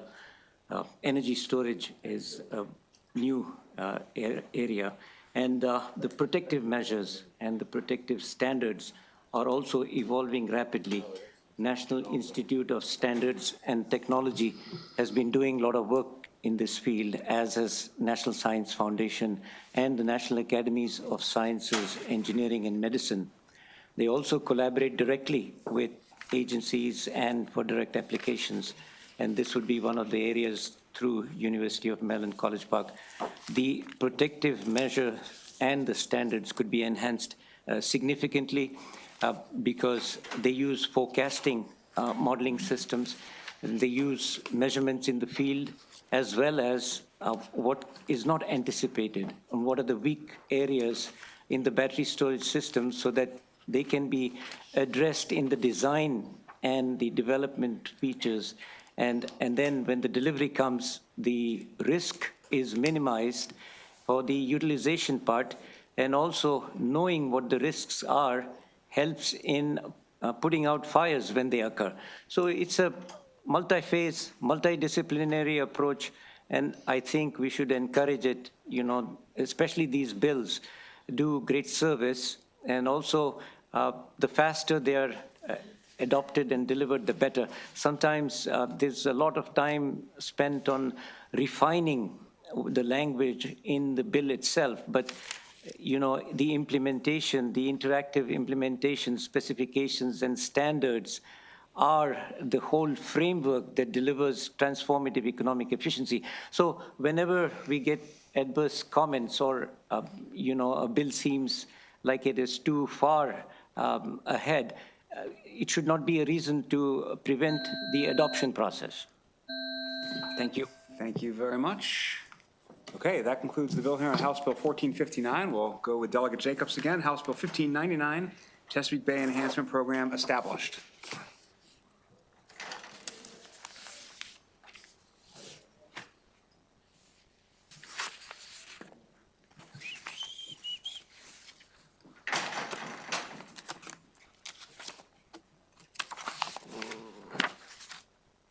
Good afternoon, Chair Corman and the members of ENT. My name is Delegate Jay Jacobs. I'm here to present House Bill 1599, Chesapeake Bay Enhancement Program Establishment. This was a late file bill, just got out of rolls a couple days ago, and so that's why it's sponsor only. The bill was drafted a long time ago, and my Senate sponsor forgot to put my name on the paperwork when they submitted it. So by the time I found out, it was already past the guaranteed hearing date, and that's the reason why this is a late bill. But I can assure you it was ordered right in the beginning of the session, as a matter of fact. Anyhow, let me talk about the bill a little bit. It's House Bill 1599 establishes in law a funding agreement that has existed for 30 years, supporting the restoration of Maryland's oyster population and the need to mitigate for mitigation in response to maintenance, dredging, and transportation projects to maintain operation at the Helen Dulles Bentley Port of Baltimore.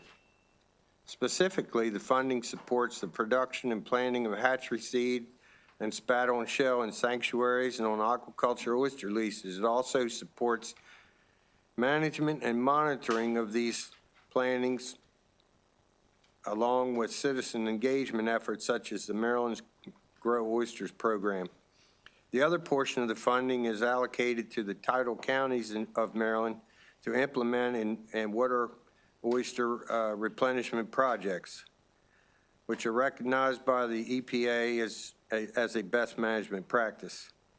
DNR consults with the conservation organizations, county oyster committees, and aquaculturists to develop an annual work plan helping to ensure that all projects are ecologically and economically sustainable. For years, the Maryland Port has worked to balance the economic importance of maintaining navigation on the bay with the environmental importance of our native oyster populations.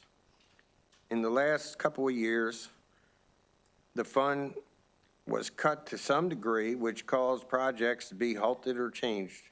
DNR provided some gap funding to some of the projects so they could continue, but the gap funding has only provided partial and temporary relief. While I appreciate DNR's efforts, I feel strongly that it is not their responsibility to mitigate the impact of the port's channel dredging activities in the Chesapeake Bay.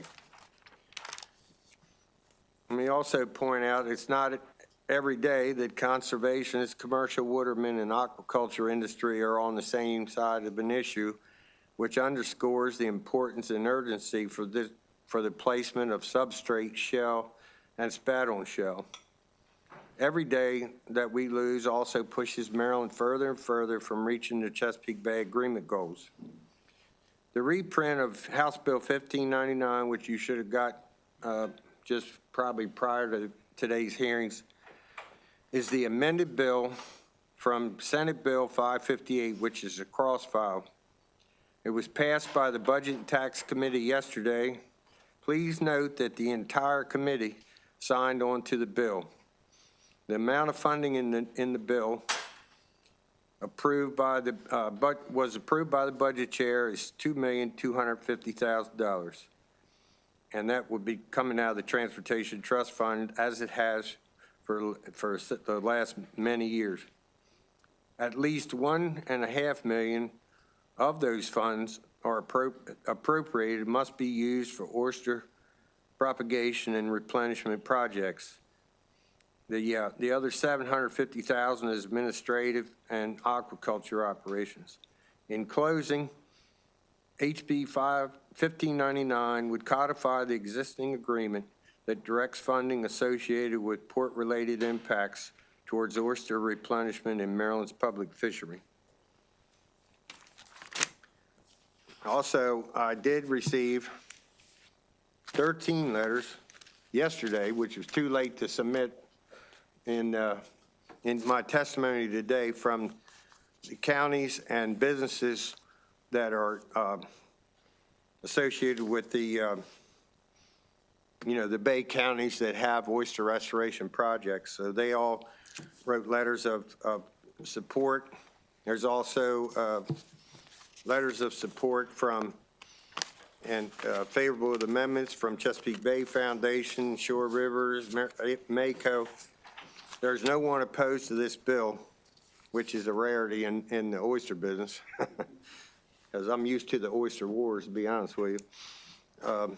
But this is one that we're all on the same page of trying to continue a program that's been in existence since 1996, that provides funding and into the oyster propagation and replenishment operations.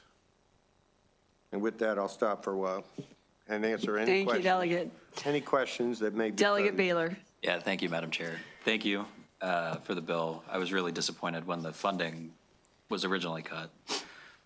One question, when that happened, I heard from a ton of people in the Annapolis area specifically about the end of your dock. It helped fund people growing the oysters at the end of their docks in the Severn, and I don't know, I think elsewhere in the state too. It's not like explicitly called out in the bill, but this funding is going to go back to refilling some of what the Yeah, I think that's the Maryland. Maryland grows. Marylanders Grow Oyster Program. Yep. Yeah, that'll be fixed in this. Awesome. In this bill. Cool. It was very, it gathered everybody. Awesome. Thank you. Delegate Boyce. Thank you, Madam Chair. Thank you, Delegate Jacobs. Well done. I missed a little first part of your hearing. You stated that this bill is amended to the Senate bill that was passed. And Yes. did it include Shore Rivers and Chesapeake Bay Foundation's amendments? That I can't tell you. I don't Okay. know. I'll have to check on that. Be Okay. happy to discuss that. in Yeah, subsequent- they supported. I just was wondering if it included their amendments. Well, They're pretty much the same. It passed yesterday out of that committee. Okay. I would assume they had the same letters and addressed those amendments, but I can't honestly tell you. That's okay. for We'll sure. figure it out. Thank you, Yep. sir. Seeing no more questions for Delegate Jacobs, that'll end this hearing. Let's see, that was House Bill 1599, and we'll go on to Delegate Odom, House Bill 1607. Sir, whenever you're ready, you may begin. And this one is sponsor only as well. Community solar energy generating systems, prohibited locations, adjacent parcels. Good afternoon to the chair and vice chair of the ENT Committee and all committee members. First of all, why this bill, I'm here to sponsor, for the record, Delegate Odom, here to present and ask favorable recommendation on House Bill 1607. And first, why the bill matters. Maryland has set ambitious renewable energy goals, as we've heard earlier today, and community solar is an important tool for achieving them while expanding access to clean energy for households across the state. The adjacent parcel restrictions has proven to be a technical obstacle that prevents viable projects from moving forward without delivering meaningful policy benefits. HB 1607 removes that unnecessary barrier while leaving Maryland's solar siting standards and program safeguards fully intact. I also want to share other information with regards to what 1607 does, House Bill 1607. It makes a straightforward but important technical correction to Maryland's community solar law.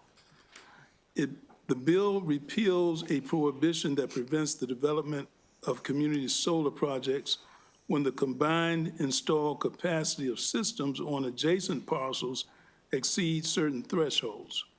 In practice, this limitation has created unintended barriers to responsible solar development and has prevented otherwise appropriate projects from moving forward. Community solar remains one of Maryland's most effective tools for expanding access to renewable energy.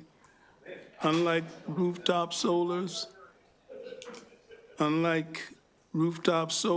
community solar allows residents, including renters, seniors, and households without suitable roofs, to subscribe to a shared solar facility and receive credits on their electric bill. However, under certain law, projects located on adjacent parcels may be treated as though they are a single larger project when determining allowable capacity. As a result, projects that otherwise meet all program requirements can be disqualified simply because of how parcel boundaries happen to be drawn. HB 1607 again removes that artificial restriction and ensures that separate projects are evaluated individually rather than aggregated across neighboring parcels. And I'm open to any questions. All right, seeing no questions, thank you very much, Delegate Odom.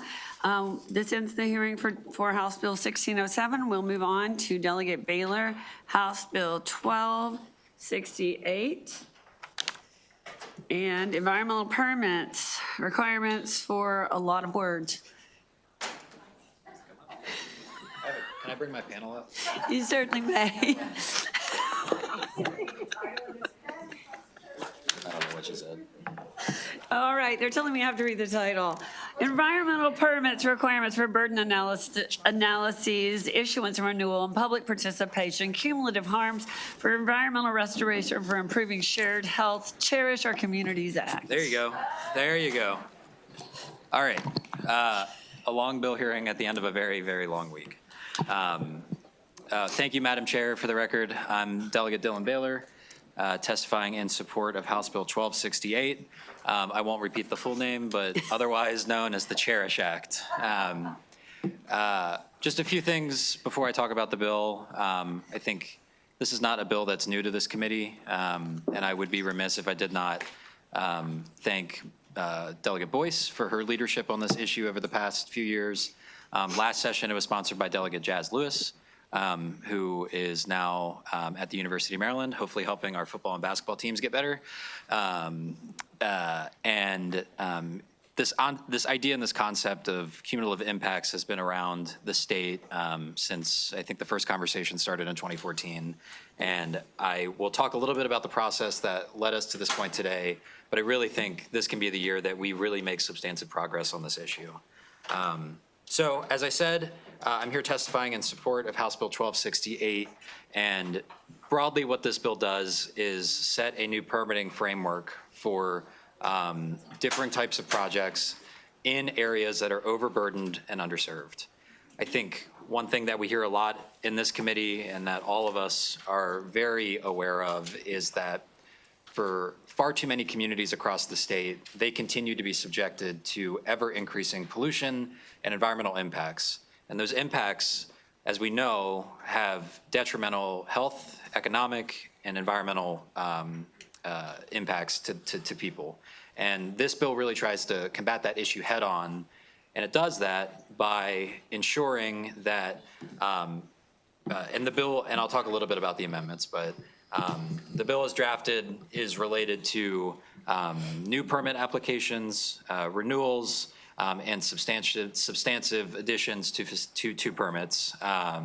And if those are happening in an area where there is a high EJ score according to MDE's wonderful environmental justice score, then there are additional requirements that permit has to go through, one of which being that the applicant has to go through an additional analysis of how that new permit or whatever it may be is going to further contribute to the health and other impacts that community is facing. What I will say is that since Delegate Lewis was here last year, the wonderful group of advocates and the department have been meeting regularly since the end of last session to firstly talk about how to make this bill in a better, I'm going to coin the term implementable. I don't know if that's a real word, but it'll make it in a more implementable form for the agency. I'm very proud of where those conversations have gotten, and the amendments with regard to that, specifically from just the MDE angle, are just being finalized right now. So that's why they're not with you in your packet. With that additionally being said, more conversations have happened since then. So that was kind of the first step of the amendment process. And then just this morning, and you'll hear from a variety of the opposition to this bill, we had a rigorous work group discussion for an hour and a half during the energy press conference, which was why I could not be there, related to how to maneuver and make this in a better form for the folks that help contribute to our economy in the state. That was a really amazing conversation, and I think firstly, it was an opportunity for us, the department, and the advocates to really reiterate what the bill does and what it does not do. Also an opportunity to hear directly from them about further compromises that are needed on the legislation. And those conversations are going to continue to next week as we inch closer to crossover, and I'm hopeful that we will end up in a better spot. I will also say the department and myself and the advocates have been working with MACO quite closely, and we have a conceptual amendment in drafting, which should remove their opposition to the bill. But again, largely what this bill is trying to do is it is going to create a new framework, the Cherish framework, for permits. And if there are facilities that are going in communities that are already facing severe environmental justice impacts, then the permits related to those facilities are going to have to go through a new process. And that new process is going to ensure that the cumulative impacts of that facility are going to be weighed compared to what the pre-existing exposure levels are for those communities. And then depending on the type of permit and where it goes, there's different requirements for MDE. So it's a very complex bill. As we continue the discussions, I have a whole spreadsheet on the amendment breakdown when they are finalized and agreed to by everybody. I will share that with the full committee. I'm really grateful for the conversations we've had thus far. And just generally speaking, this bill truly could be one of the most substantive, not investments, but substantive policy shifts we can make as a state to show the residents of our state who are so often left behind that we are there with them and that we will not allow them to continue to be on the receiving end of consistent environmental and health impacts. And with that, I would respectfully request a favorable report. And I just want to say thank you to the Secretary for sticking with us. It was a long bill hearing today, so I'll turn it over to the Secretary. Thank you for being with us, Madam Secretary. Thank you. Thank you. Good afternoon, everyone. The chair's not here, but chair and vice chair and all the committee members. It's good to be here again. For the record, I am Serena McElwain, Secretary of Maryland's Department of the Environment, and I'm here in support of House Bill 1268, the Cherish Our Communities Act. This bill is about something simple to me. It's about fairness. Across Maryland, there are communities that have borne a heavier environmental burden for decades, more highways, more industrial facilities, more emission sources. Oftentimes, that means there are fewer resources to even respond to them. So this legislation asks us to really acknowledge that reality when we're making our permitting decisions, particularly at MDE. Today, we evaluate projects largely one permit at a time, but families do not experience environmental exposure one permit at a time. They experience it cumulatively in the air, water, and land, and in their health. This bill ensures that when we are reviewing certain permits in overburdened communities, that we consider the full picture, not just a single facility in isolation. So I will explain what that means just briefly. So the way the process works is for a narrow number of covered individual permits, not a lot, we have over 100. We're talking about 14 out of the almost 100 permits. The applicants are required to provide a report that gives a baseline understanding of that community's existing pollution and health stressors. The applicants, they have the benefit of using our environmental screen to help develop the report. And if the report, and after we review the report, we determine that the project will actually add more pollution in the community, then we'll have a conversation with the applicant, and then we'll determine how best, with them, how do you mitigate and offset that pollution? Now, I know the time, but do you want me to continue on? Okay. I think the consensus of the committee is that we would like to allow you to continue on out of respect for your position and your information. I do want to just let everyone know, as I always do, that we do have 35 witnesses on the next two bills, which are mostly about the same issue. So we definitely want to hear what everyone has to say, but if you are repeating something that's already been said to this body many times, particularly if you are from the same neighborhoods or the same community organizations, then just say, hey, I'm here to support, and we love that too. So thank you so much, and yes, please continue. Thank you. And as we talk about this time issue, I only have maybe less than a minute left. So I'll go really fast. But as you can see, based on what I said earlier, this process is not going to stop development. That is not at all the issue here, and that's not what's going to happen. It does not create a moratorium. It does not remove any legal guardrails. What it does do is align the decisions with data and transparency and lived experience of Marylanders. Some you will hear maybe today, or you've heard that it is suggested that there's an economic development issue with this bill. I would respectfully say the opposite. Healthy communities are the foundation of long-term economic strength.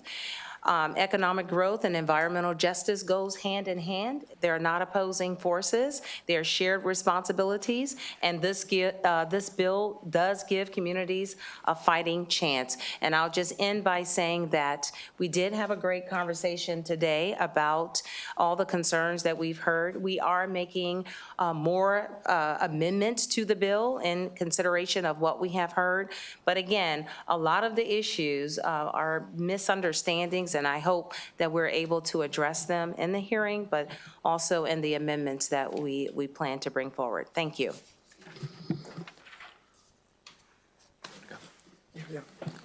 Good afternoon, Madam Vice Chair and members of the committee. My name is Carlos Sanchez. I am a resident of Baltimore City and a member of the South Baltimore Community Land Trust. I'm here today in strong support of this bill, the Cherish Our Communities Act.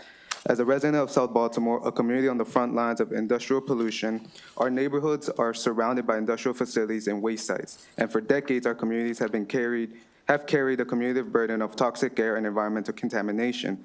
And these impacts are not abstract. We see them in high asthma rates, other respiratory issues that disproportionately affect low-income communities. And right now, residents often have no opportunity to comment on many permits to pollute, including more than half of air pollution permits. And this bill guarantees meaningful public input and ensures that new pollution sources are not approved if they would worsen existing health burdens. Our communities have come together through the SB7 coalition, representing the 7 South Baltimore communities most impacted by industrial pollution, and together we support this bill because our neighborhoods should not continue to be treated as sacrifice zones. We also want to acknowledge that significant compromises have already been made to address concerns raised by the industry, and this bill is a balanced step forward. While some industries are making the efforts to reduce emissions, those efforts must be continuous and accountable through the tools that Cherish provides. Our communities are not only concerned about new pollution sources, but we are also living with the impacts of pollution that already exists. And for far too long, communities like ours have been asked to carry more than our fair share of pollution. And this bill is a step forward in changing that. We deserve clean air, healthy neighborhoods, and a real voice in the decisions that affect our lives. And for that, we respectfully urge a favorable vote. Thank you for your time. Good afternoon, Madam Vice Chair and members of committee. I'm Frederick Johnson, Policy Specialist for the Center of Environmental Justice, Engagement and Health, Empowering Communities. I just want to read a couple points. First, I would like to say thank you to MDE for being a valuable partner to make sure we were able to get this bill to the finish line. Addressing cumulative impacts through the Cherish Act is a goal that has impacted residents and advocates and that they have been working on for over a decade. What you're going to see most likely through our opposition that they're going to say that this bill is anti-development, when in reality, this bill is pro-community, pro-public health, pro-opportunity, and pro-sustainable and environmentally conscious development. If these bills are not passed, we will continue to increase the stressors and vulnerabilities of all Marylanders, in particular communities like Landover, Bladensburg, Turner Station, and Eastern Shore that have already experienced an overburdened disparate impact. It is now the time more than ever that this bill is passed so we can achieve a more sustainable and just environment across the state. Thank you for your time. And Madam Chair, we had one virtual witness as a part of our sponsor panel, Jennifer Kunze. Yes. Hi, thank you so much. I'm Jennifer Kunze. I'm the Maryland Organizing Director with Clean Water Action and a resident of Baltimore City in District 45. Clean Water Action and Centro de Apoyo Familiar together co-facilitate the Maryland table of the Mid-Atlantic Justice Coalition, the coalition of frontline community groups and allies that developed the Cherish Act package as it's going to be reflected in the forthcoming sponsor amendments and with a great deal of partnership, as you've heard. And the bill as reflected in that has the unified sign-on testimony of 88 organizations across the state in your packet. The Cherish Act takes best practices from 3 bills that have already passed in New Jersey, Minnesota, and New York, and adapts them into Maryland's structure of regulations and Maryland's needs.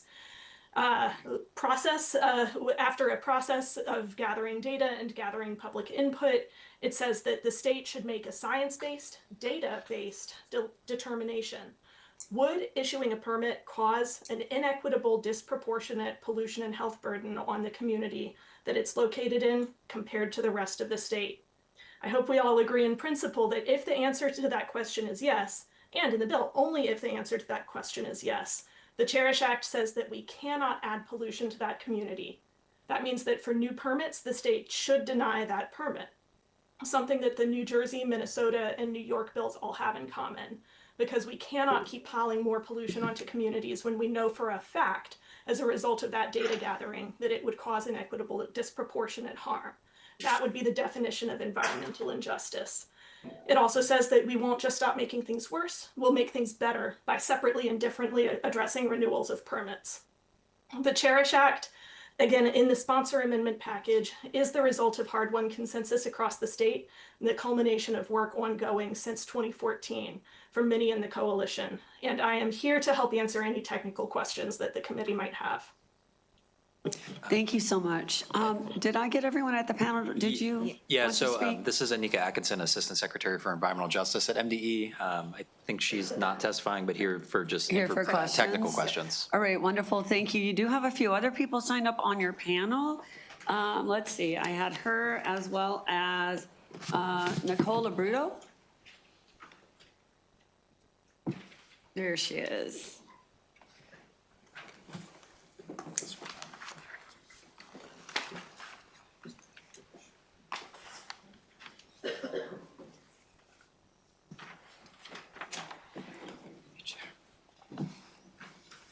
Whenever you're ready. Thank you so much. My name is Dr. Nicole Labruto. It's a pleasure to be here today. My views are my own and do not necessarily reflect the policies or positions of Johns Hopkins University or the Johns Hopkins Health System. I'm a social scientist, an educator, and an associate teaching professor of medicine science and the humanities at Johns Hopkins University, and I co-chair the Environmental Justice and Community Partnerships Committee of the Sustainability Leadership Council at Johns Hopkins. I work with low-income communities and communities of color in Baltimore facing disproportionate health outcomes from a range of pollutants from industrial activities, which peer-reviewed data documents. Their health burden is not simply a local issue of increased cancer rates, asthma rates, adverse birth outcomes, pneumonia rates, and other comorbidities. There are also financial burdens of health impacts across the entire state of Maryland. Studies have proven that the health damages from the pollution caused by incinerators in Baltimore City alone amount to $100 million in damages annually. Health effects from confined animal feeding operations, or CAFOs, are a main concern for residents of the Eastern Shore. Studies have found that proximity to more and larger poultry operations could increase the risk of community-acquired pneumonia and associated with reduced gestation time and birth weight. In southern Maryland and Lothian, residents live with contaminated drinking water, quarry and sewage sludge disposal, and other industrial pollutants that are actively impacting public health. In case after case, the scientific evidence is clear. Those with the fewest resources and most vulnerabilities bear the greatest human health and economic burdens of pollution. The Cherish Act aligns with the whole-of-government approach outlined by Governor Wes Moore's Valuing Opportunity, Inclusion, and Community Equity Order, the Maryland Climate Pollution Reduction Plan, and MDA's Climate Implementation Plan. Around the world, cumulative effects of industry are proving to be one of the most pressing issues facing planetary health. From my own neighborhood in Baltimore City, to the overburdened communities in South Baltimore where I work, to the Eastern Shore and Southern Maryland and beyond, the Cherish Our Communities Act gives Maryland a chance to be on the right side of history and join New York, New Jersey, and Minnesota by incorporating cumulative impacts into Maryland's process of issuing permits to pollute. Thank you for your time. Thank you. So would you like for us to stop now and address questions? Sure. All right. Delegate Stein. Thank you, Madam Chair. And Delegate, thank you very much for bringing this bill. I know it addresses, very significant concerns about burdens in especially underserved, overburdened communities. My question actually is for the Secretary. Thank you for your testimony. You had mentioned in your testimony that if an application under one of these relevant permits was determined that it was in an at-risk census tract, then you would have a discussion with the applicant.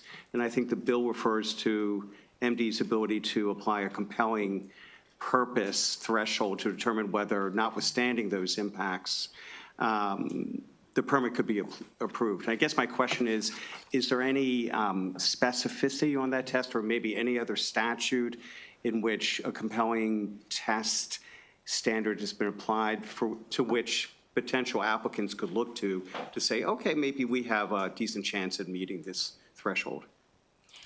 Thank you, Delegate. That's a really good question. I'm going to let you do the technical piece of that, but I will say this. The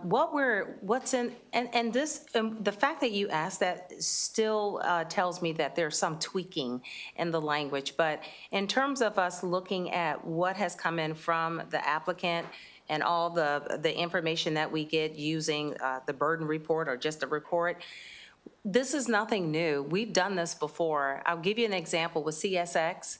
That community is 90%, the score of 90 in our EJ screening tool. We don't deny permits. We had to work with them. We didn't have Cherish, but we worked with them for 2 years to get it to a point where we could move forward and get the permit approved. And so we have examples. We plan to be there and talk with the applicant and make sure that we're doing everything we can to mitigate and find solutions not to deny the permit. That's not what we're here to do. Would you like to add anything quickly on that? I'll try to be quick. The thought around the compelling interest, it would be focused on activities that would primarily serve an essential need for the at-risk census tract or the affected area, activities necessary to serve an essential environmental health or safety function. And if there's no reasonable alternatives where it can be sited outside of the affected area, those facilities would start to fall under that compelling interest. But this will be also worked out in the regulation process more clearly. Okay, thank you very much. Thank you, Delegate Stein. Delegate Lewis.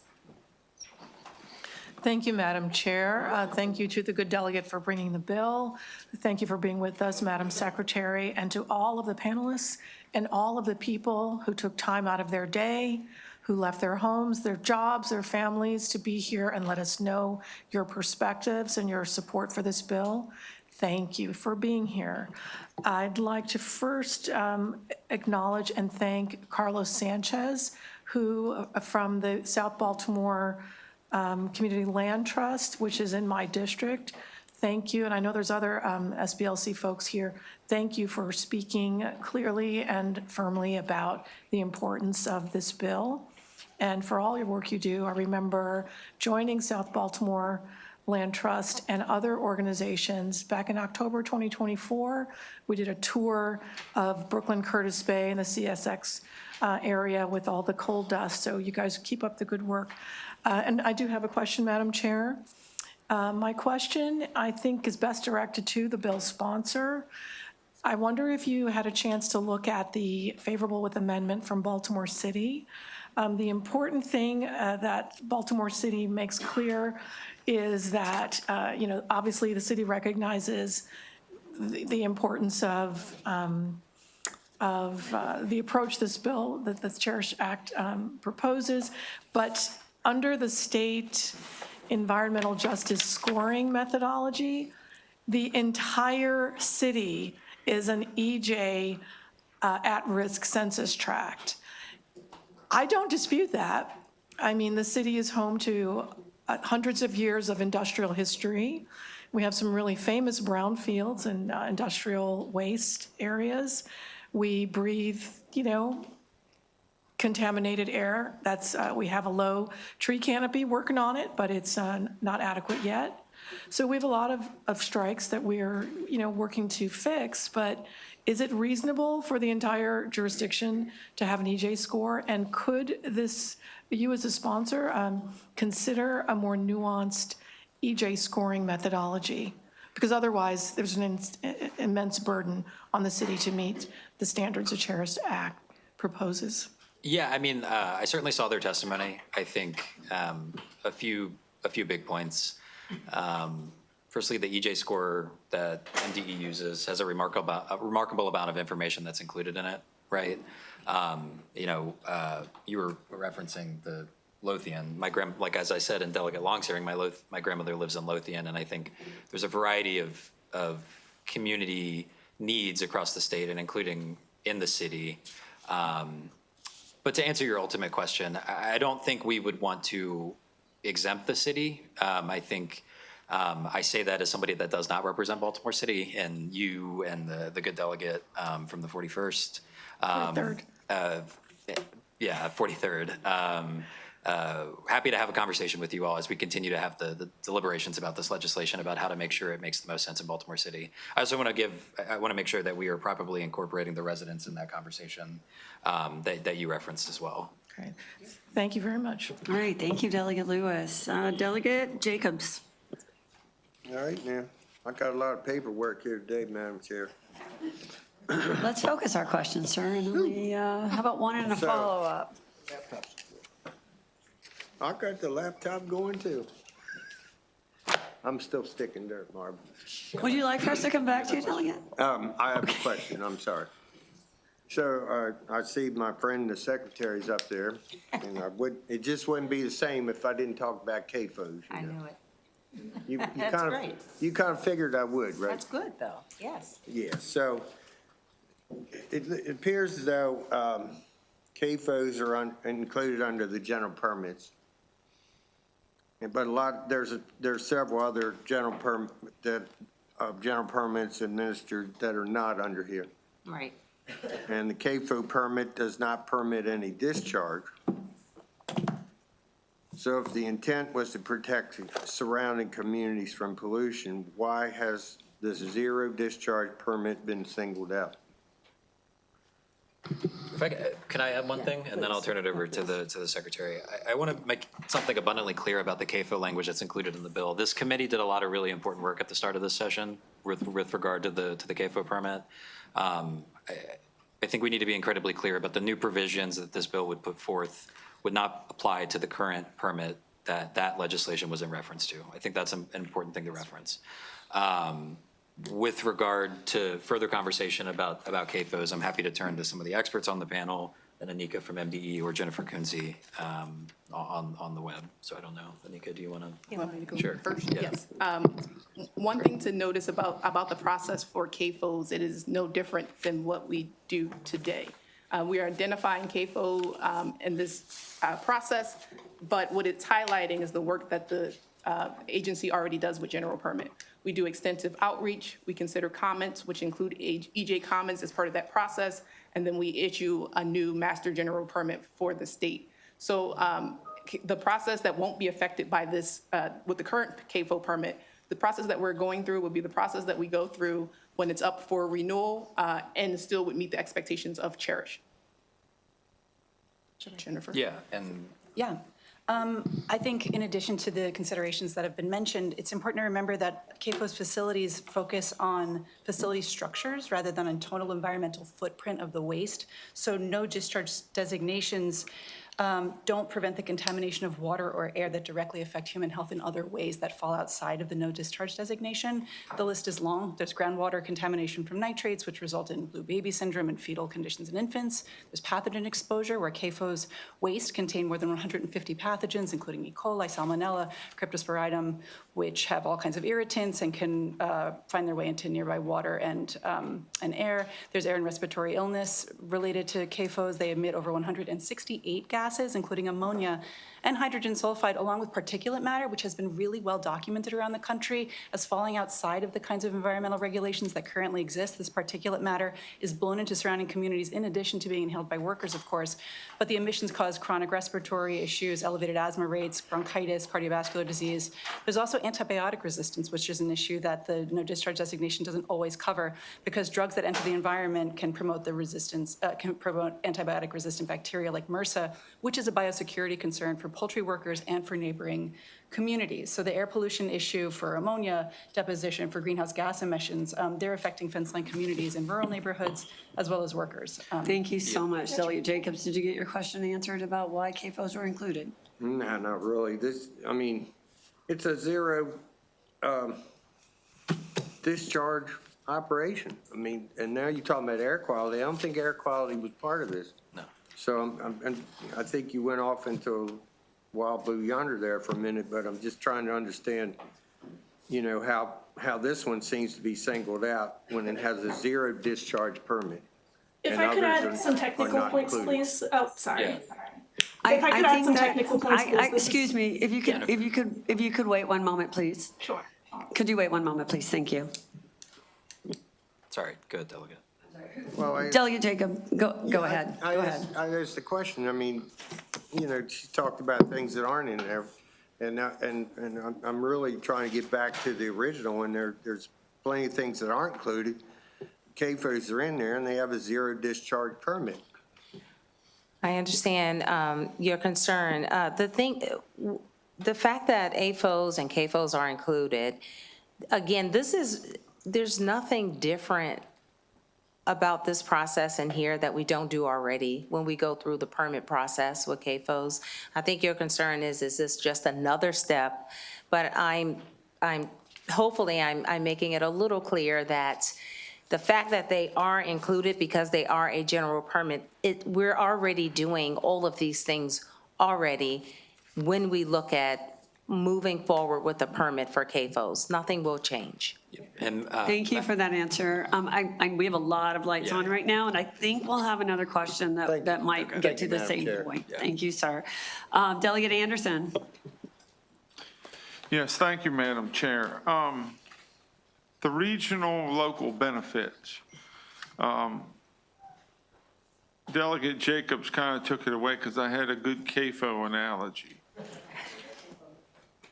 But if I'm contracted to make a product in Maryland that needs an air quality permit that I have today, all of the widgets are made for a company in Delaware. The company in Delaware has all Delaware employees. The widgets are all shipped overseas. How do we get that regional benefit included into looking at Maryland benefits? Because in this bill, I read that, you know, if you show you're beneficial to your community, that's a better score on the permit than someone that isn't benefiting their community. Is that a fair assessment? To whom do you want to direct that question? I'm struggling to understand the question exactly. Delegate. You're saying how would this new process incorporate the larger economics? The economic benefits? benefit to the region versus the state of Maryland? Because that's kind of how I read this. Yeah, the language, so the bill as introduced included a provision that explicitly excluded MDE from looking at, I forget the language verbatim. Economic benefits. Yeah, the economic benefits. So it was something that MDE did not does not currently do exactly. But, we don't want them to weigh economics as a reason to exclusively permit a facility, but the bill has introduced exclusively prohibited that. So the bill with the amendments that I'm going to propose restores that provision. I don't know if that makes sense, but I would defer to Jennifer Kunze if All she had right, additional thank you so much. Delegate, let me see who's on my list next. Delegate Grammer. Chair. Delegate Dillon, looking at the permitting portion of the bill, can you explain to me briefly how this works? The what permitting portion of the bill first? Yeah. So I think, and I don't know if it was included in the testimony, but what I will share around is a flow chart of how this would work in practice. Let's use a new facility, right? And I'm going to ask Anika to, at some point, to chime in because they are certainly the experts. You have a new permitting facility that falls under what we defined in the bill, right? You are trying to put that facility in a community, in a census tract that has a 75% or higher percentile on the EJ, on the environmental justice score. Yep, if you check both of those boxes, then you move to the next part, which is then you have to do the additional burden report, which is where you go through and you have to determine a variety of impacts that is going to have on the community comparatively to other existing environmental impacts in that. And then at that point, I'm going to turn it over to MDE to describe where it would go further in that process. But that's the starting point. That's exactly right. And once we get the report from the applicant, that's when we sit down, we start talking about the cumulative impacts. Even though it's additional pollution, we look at all the pollution that's already there, and now this additional, and then we talk about together, how do we mitigate it? What can we do? What kind of provisions can we put in your permit to, work closely with the community, come up with things that we can help mitigate it, basically, and offset that pollution. How does this apply to facilities that are there and have to be permitted regularly for environmental concerns, specifically, for example, wastewater treatment plants? Yeah, so I think one of the amendments that we worked out with MACO was to create a regulatory process that would play out to exempt certain facilities that demonstrate a public, I forget the language exactly. Yeah, a compelling public interest. A compelling public interest. So for instance, that regulatory process would play out where MDE has to regulatorily define what projects may be categorically exempt that meet that. So wastewater treatment plants will be exempted? Well, that's the regulatory process that would play out. So they would decide. Currently, in the scope of covered permits, they are out. That it meets the requirement of a compelling public interest also. But yeah, we need them to. But they also, the issue you're trying to get at purportedly is very much, what we are experiencing in District 6. And that's kind of why I'm trying to wrap my head around this. Like, this is a water quality issue that is terrorizing us.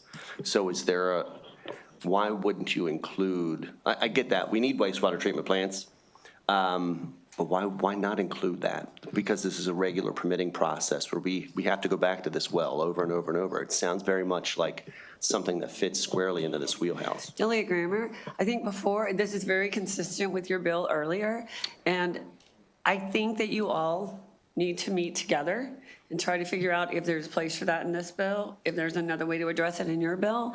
I believe we're getting too far down that hole, and we won't finish before tomorrow. But I do think that is a conversation that just to point out, the chair and I did get that bill out of rules, so we are interested in those conversations happening. Yeah. Even if they don't fit into this bill, but if they can, then let's have that conversation. And I'm very happy to. Yeah, I absolutely. understand your perspective. Thank you so much.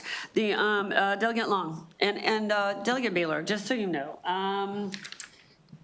Ms. Kunze is still with us, but if you want to direct a question to her specifically, then let us know and we'll turn her camera on. We just didn't want, chaos. So if you want her to answer the question, let us know. We will turn her on. Thank you. Okay, thank you. Thank you, Madam Chair, and thank you, Delegate Dillon. So as you can see, number one, first, I want to thank you for bringing this bill. I support it. It's very important. As you can see through the written testimony, that there are several people in Brandywine that are concerned. And please don't take the unfavorable in the sense of opposition to it.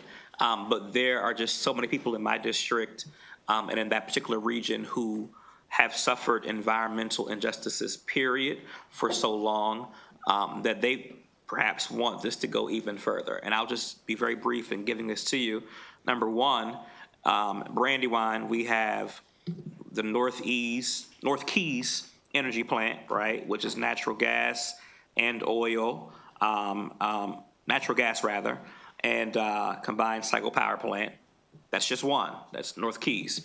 Within 5 miles of that, we've got Chalk Point, that, of course, is near Eagle Harbor, predominantly black and brown district. And I want to thank again Secretary McElwain for the work that you have done with me and trying to bring about justice to that, that really, in such a grotesque way, really targeted a very historic town there. It's no longer in operation as a coal-fired plant, but still as natural gas and oil still in that particular front. So where I am asking you is, are you amenable to ensuring that when this bill is coming forth, maybe we can get a report every year that can detail per district throughout the state of Maryland some of these permitting processes and how it affects us per district? How could we retroactively right some wrongs that have occurred? And then, not sure if you know too, and on top of the power plants we have in Brandywine, South Prince George's 2 power plants, we have an abundance of dump trucks that come through and emit a lot of gas into the air. We really have become the junkyard at sometimes it feels like of Prince George's County. Dump trucks and landfills, and we even have folks that like to mine, and they mine for substances. They mine for soil, rock, and they go beneath the surface. And so it's happening all within Brandywine. On the top of the fact is that Brandywine has the highest median income wealth for black and brown communities in Prince George's County. And I don't think people are really aware of that. So I want to thank you and commend you for bringing this to the forefront. And please, again, don't take, if you see it as unfavorable, that people are opposed to it. It's just that folks have been suffering for so long, they want to go even further. So thank you. Yeah, no, thank you. Two quick points. Firstly, and I'll turn it over to MDE for the question that you had on like specific reporting. But I think you bring about, and I know Delegate Boyce knows what I'm talking about. I don't know if I've ever, through the 10 years I've worked in session, worked on a bill where there's such a variety of differing opinions on the right approach to how we address this problem. I think you referenced that, Delegate Grammer. I think you referenced that. I think each of our communities that we represent has a different perspective on this issue. And my hope and my goal is that this session, we will be able to find some sort of compromise with, and you will certainly hear from the opposition that they have their perspectives as well. But my hope and my goal is that we can find some sort of consensus to be able to at least move forward this idea of this cherished permitting framework forward this session. So that way we can get this off the ground and be able to look forward and figure out what the future looks like with this. But at least while we're all here this session, to be able to stand up the framework on what truly cumulative impacts and environmental justice would look like as an incorporation into our permitting process. Thank you so much. And Delegate Long, you probably already know this, but we are going to hear from the Brandywine community today in person, and there are lots and lots of letters. So I'm glad you pointed that out to us. Those letters say unfavorable, and if we don't look at it more closely, so I think it's a really important point, we might see them as strictly unfavorable. I think it is important that we actually listen to them and read the letters a little more deeply than just scanning them. So thank you for bringing that to our attention. Delegate Nawrocki. Thank you, Madam Chair. Delegate, I wanted to talk about the census tract proximity to certain locations, and I just wanted to get an understanding of why certain things were included there and maybe why things weren't included. Specifically, I would like to know why landfills and dredge spoil sites were not included in that list of where we're talking about, say, mining operations or hazardous waste. Hazardous waste landfill, though, is different than just a landfill in general. So I'm curious what the logic was of why some of those things were included, because I can tell you I've got 3 landfills in my district. The cancer rate is off the charts near landfills. So I'm just kind of curious about why not include some of those kinds of things in there, in that list. And actually, if I could turn that one to Jennifer, I think she's been a part of the drafting process for years on this. So, Jennifer. Yes, thank you so much. What we were pursuing getting at with the at-risk census tracts definition was a geographic definition that would be the scope of where in the state do we need this extra level of screening, because some places we don't. And there was extensive work over the summer and the fall within the coalition and alongside MDE to figure out what is the right approach. We ended up taking a hybrid approach using the best practices from those several different states that have already passed this legislation. One, looking at the EJ score, which is that average of many different metrics, and then the other half of the definition looking at those specific overburden factors and those specific proximity indicators. And we chose the ones that seemed to be the truest to people's lived experiences on the ground. I think if the committee wanted to broaden the geographic area, the coalition would probably not be opposed. But I'll say, yeah, I mean, I also grew up in the cancer cluster surrounding Fort Detrick. I think there's always very many things that are going to be left out of metrics like this, like Fort Detrick, for example. And this was the best approach that we could find to accurately cover the state and reflect the areas of the state that needed to be covered.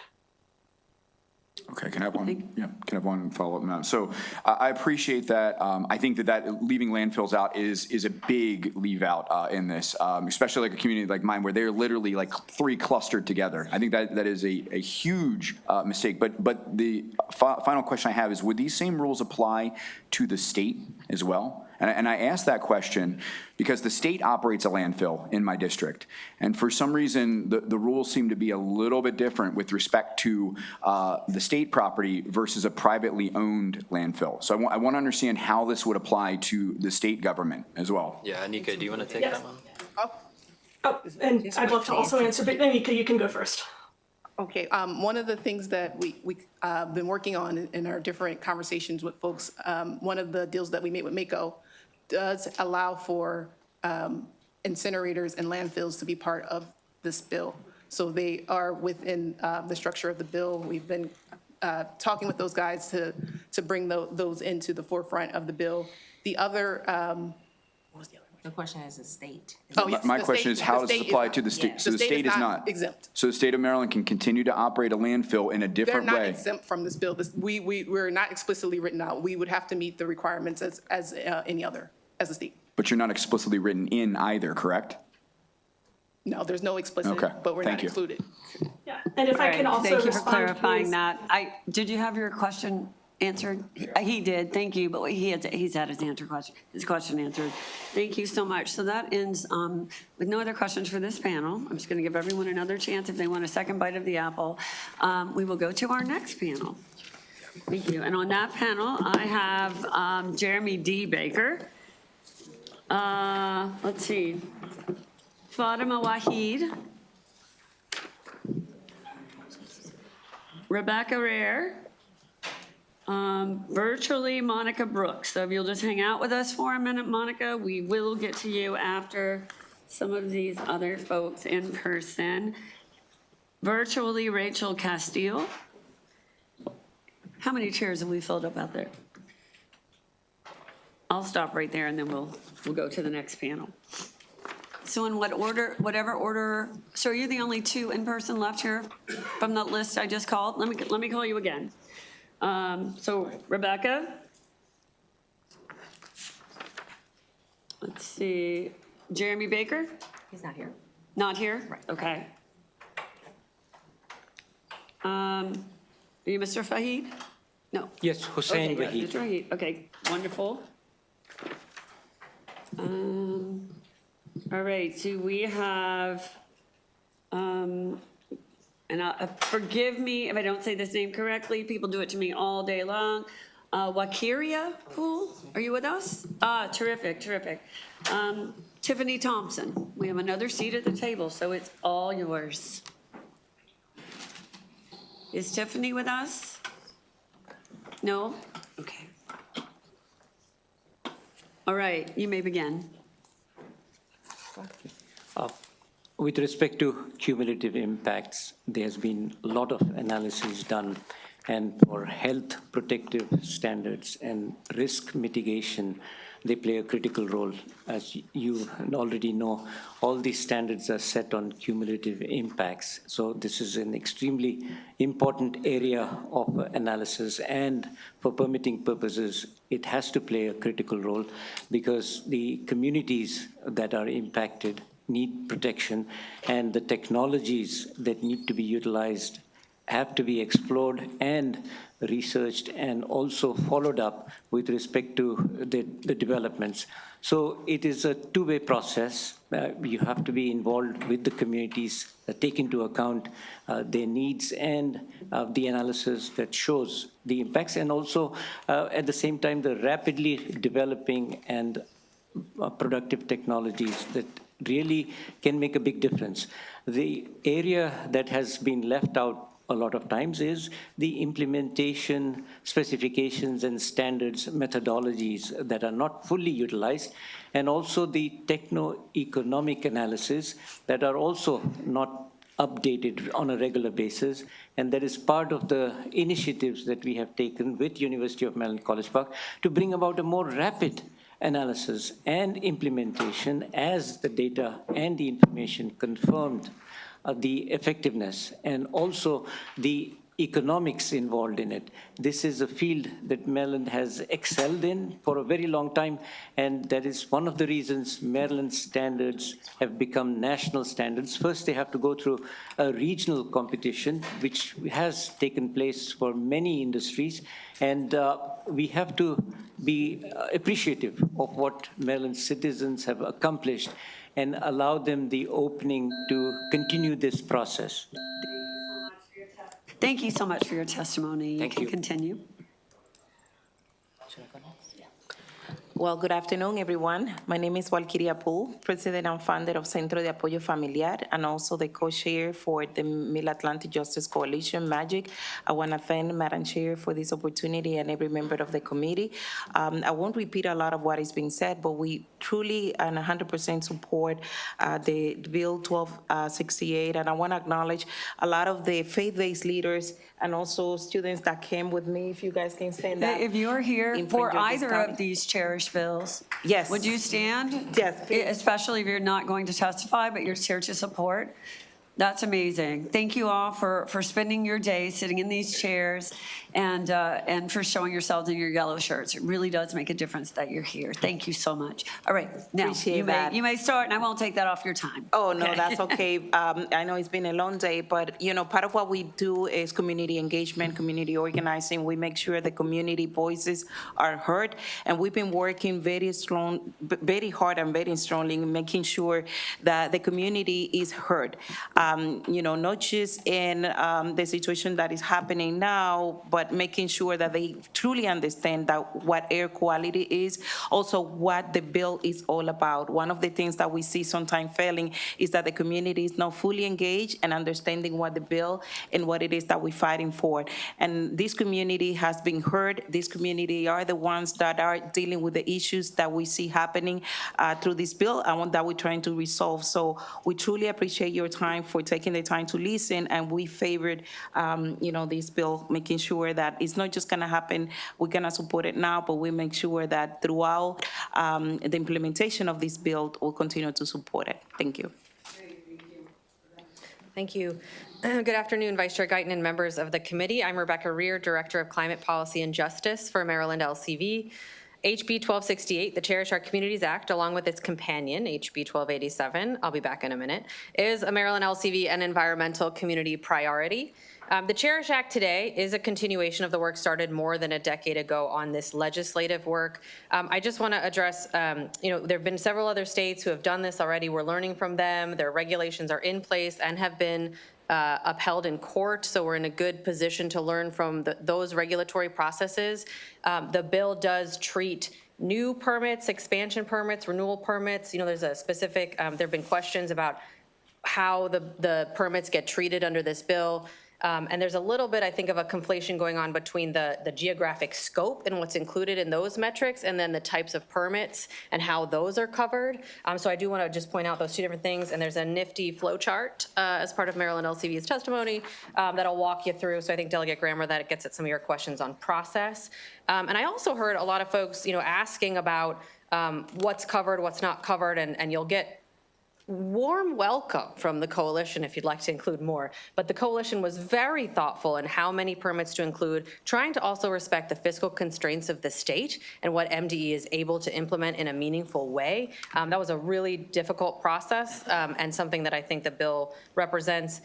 Also forthcoming are the amendments to address that line about economic impact, also about small business. So there's some thoughtful amendments coming your way that I hope really make a difference on this bill and make this year the year. So I appreciate your time and urge a favorable report. Right, wonderful. And can you state your name for the record? Yep, my name is Nora Pisanik, Madam Chair. Nora Pisanik.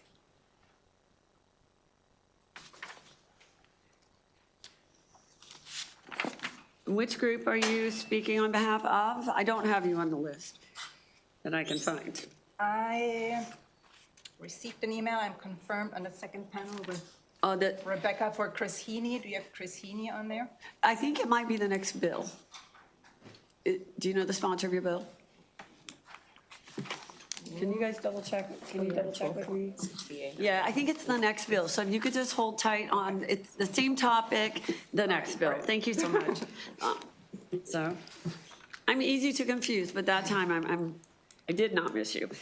And I also wanted to just say to something that Delegate Baylor said earlier, our speaker said just this morning, that when you have a bill that no one is really happy with and everyone's a little bit upset with, that's probably good legislation. So don't let that throw you too much if that ends up being the case. All right, so we now have Monica Brooks virtually, followed by Rachel Castile virtually, both favorable. So Ms. Brooks, are you with us? Ms. Brooks, is she there? All right, if you could turn your camera on, please, Ms. Brooks.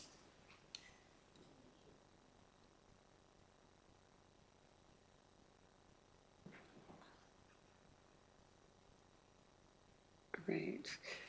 Ms. Brooks, we are going to come back to you in just a moment, and we'll all figure out what's going on with the technology. I'm going to just jump, promise I will come right back to you. Rachel Castile, are you with us? So is this a problem on our side or their side? Okay. Ms. Castile, there you are. Thank you so much. You may begin when you're ready. Thank you. Good afternoon, and thank you for the opportunity to speak with you today. My name is Rachel Castile, and I'm a resident of Wicomico County. The Cherish Act promotes and ensures responsible development that protects Marylanders' health and public trust in the permitting process, and I'd like to urge your favorable report. Farming has dramatically changed in recent history. What once was preservation and sprawling stewardship of our cherished natural resources has become industrial-sized barns, often many on one parcel, and no land farms. I want that part definitely to sink in. No land farms, where your home, your personal piece of rural heaven, can have 8 600-foot chicken houses placed smack dab next to you. That is a lot of waste. This is the new normal. Slow mornings with coffee on the porch become indoor mornings, avoiding the industrial fans blowing dust and debris right at you. As someone who lives in a community that is both overburdened and underserved, permitting decisions must account for the totality of stressors that residents like us face. Leaving out broader burden analysis continues to leave us underprotected from cumulative health and environmental impacts. Cherish changes this. I know what our local waterways look like. I know what they smell like. I've mourned with families forced inside because the inundation of flies left us too covered in welts to enjoy their porch together. I can share the stories from residents and visitors alike driving down our beautiful back roads here, forced to pull over and vomit because of debilitating odors. We've seen accumulations of poultry litter where any reasonable person would question how exactly regulatory standards could ever be adhered to. The Eastern Shore, unfortunately, has some of the state's highest emergency department visits for asthma and some of the highest rates of cancer, all on the front lines of some of the most polluting industries. We shoulder the pollution burdens and negative impacts CAFOs have on both humans and the environment. Cherish ensures we are not subjected to absorb additional pollution without meaningful review, participation, and accountability. We deserve to be protected. Thank you. Thank you. Is Monica Brooks available now?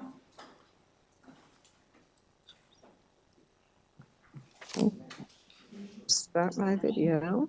There we go. Okay, can you hear me? We can. Please go ahead. Thank you. Hi, good afternoon. My name is Monica Brooks, and I'm with Wacomico County NAACP, but I also represent the branches of the NAACP on the Eastern Shore. Thank you for this opportunity to testify for House Bill 1248, the Cherish Act. I support this bill as a whole because it moves Maryland forward in a more responsible and equitable approach to evaluating pollution and protecting communities that are already facing major disparities. Today, however, I want to briefly highlight the importance of the provisions related to the siting of concentrated animal feeding operations. Agriculture on Maryland's Eastern Shore has changed dramatically in the last decade. And what we're seeing today is not what you've seen in the past. And we're seeing large-scale industrial poultry operations built on relatively small parcels of land. And it's not uncommon to see 8, 10, 12 of these mega poultry houses right next to each other, 650 feet long, all crammed in a small parcel of land. We're talking 50,000 birds at a time. That can be up to 1 million or 250,000 birds a year. When multiple houses are placed on a small parcel of land, millions of birds in one location, often located with residential communities at risk, this is a problem. It is important to note that this bill already represents reasonable compromise with the existing CAFO operations. The focus is on ensuring that new facilities meet responsible criteria. Our rural communities deserve the same protections as any other community in Maryland, whether we're rural or city. And we thank you for this opportunity, and we ask for a favorable vote for House Bill 1248. Thank you. Thank you very much. And did Tiffany Thompson, is she here? Tiffany Thompson, last call. Okay, then we'll go to our virtual favorable amendment testimony. Jeff Tosi, Maryland Environmental Service.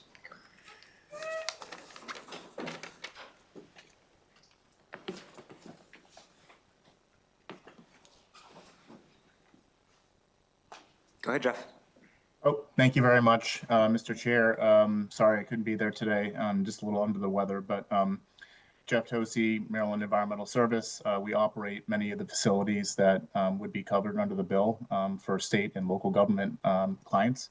We do fully support the concept of broadening the scope of considerations in permitting application process as a tool for better understanding and evaluating the impacts that these facilities will have on the immediately surrounding population. However, the bill, I don't think this is the intent of the bill, but nevertheless, this is what the bill does say. And I know that there are some amendments that are coming that I haven't seen yet, but I'm happy to be part of the conversation. The bill would require that MDE deny a covered individual permit for an existing facility unless an applicant can demonstrate that the activity requiring the permit serves a compelling public interest in the at-risk census tract for which the activity takes place. And one of the factors in the burden report is the EJ score for the census tract within a 1.5 mile radius surrounding the facility of the boundary of the facility. So how does that relate to MES? Well, we operate wastewater treatment plants at our state prisons at MCI, ECI, and Jessup. And by the language of the bill, our reading is that MDE would be required to deny the permit for those facilities because facilities do not serve the surrounding population. I'm happy to answer any questions and happy to participate in making the bill better and getting it across the finish line. Thanks. Great. Seeing no questions, we'll move on to our unfavorable testimony. We have Drew Vetter from Sinagro, Bob Enton, Maryland Building Industry Association, Michael Hilarion, MAPTA, Don Butchko, MACO, Tom Ballantyne, NAOP Maryland, and Hannah Allen, Maryland Chamber of Commerce. We can do kind of a musical chairs. And one of you please just go ahead when you're ready. Do you want to go first? Sure. Good afternoon, Mr. Chair, Madam Vice Chair, members of the committee. For the record, Hannah Allen here today on behalf of the Maryland Chamber of Commerce in respectful opposition to the bill. The bill is drafted, will fundamentally change Maryland's environmental permitting system from a compliance-based framework to a denial-first framework. The bill requires the department to deny a permit if an activity causes or contributes to environmental or public health stressors unless the applicant can demonstrate a compelling public interest. I'll also note that we're concerned, I know permitting timelines is consistently a topic of discussion. We are concerned that this will heavily lengthen the permitting timeline process that businesses deal with in the state. Many of our members have been working with the department for over 1, 2, even 3 years on certain permits that they're waiting for. Do also want to touch on renewals as well. The bill does not apply only to new projects. It applies to permit renewals and routine modifications for existing facilities, even when emissions are not increasing. Facilities regularly modify permits simply to do things like replace aging infrastructure or make efficiency improvements. Under the bill, those routine actions could trigger extensive cumulative burden analyses and potential permit denial. Over time, that creates real uncertainty about whether existing businesses will even be able to maintain operations. The scope of the bill has also been talked about. We do feel that it is a bit broad. It covers not only major sources, but routine permits as well, and it does so without any de minimis threshold, which we included more information on in our written testimony. The bill is also based on MDE's EnviroScreen mapping tool, which has a map of EJ areas throughout the state. I would encourage you to take a look at the map because it is quite broad and encompasses a lot of the state. So I'd like to have more conversations about the criteria that's included in there. And I'll end with something that one of our members, Trade Point Atlantic, said when they were talking about the impacts of the bill, which they did say I could say here today. But they said if the bill existed, if this bill was in place in 2014, Trade Point might not exist nearly at the scale that they are at today. And businesses, I'll end with, really depend on certainty and predictability when they decide where to operate in site. Thanks for your time. Good afternoon, Mr. Chairman. For the record, my name is Mike O'Halloran, and I'm here today representing the Mid-Atlantic Petroleum Distributors Association, the Mid-Atlantic Propane Gas Association. You have my written testimony, so I certainly don't want to read all of it, but I will say, that on behalf of these energy marketers, which operate bulk fuel terminals and energy logistics facilities across Maryland, we are in respectful opposition to House Bill 1268 in its current format. I do want to acknowledge the sponsor, both here in the House and across the street in the Senate, for listening to the business community, and certainly we look forward to continuing engaging on these important issues. But to just kind of give you a flavor, our members, they operate bulk terminal operations, and they serve as, frankly, a midstream repository in the liquid fuel industry.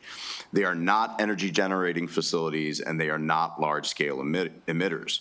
What they are, in simplest terms, is heavily regulated storage facilities for the fuel that we use to drive our cars, heat our homes, and cook hot meals. On the issue of renewals, that certainly is perhaps the largest concern for our members in this.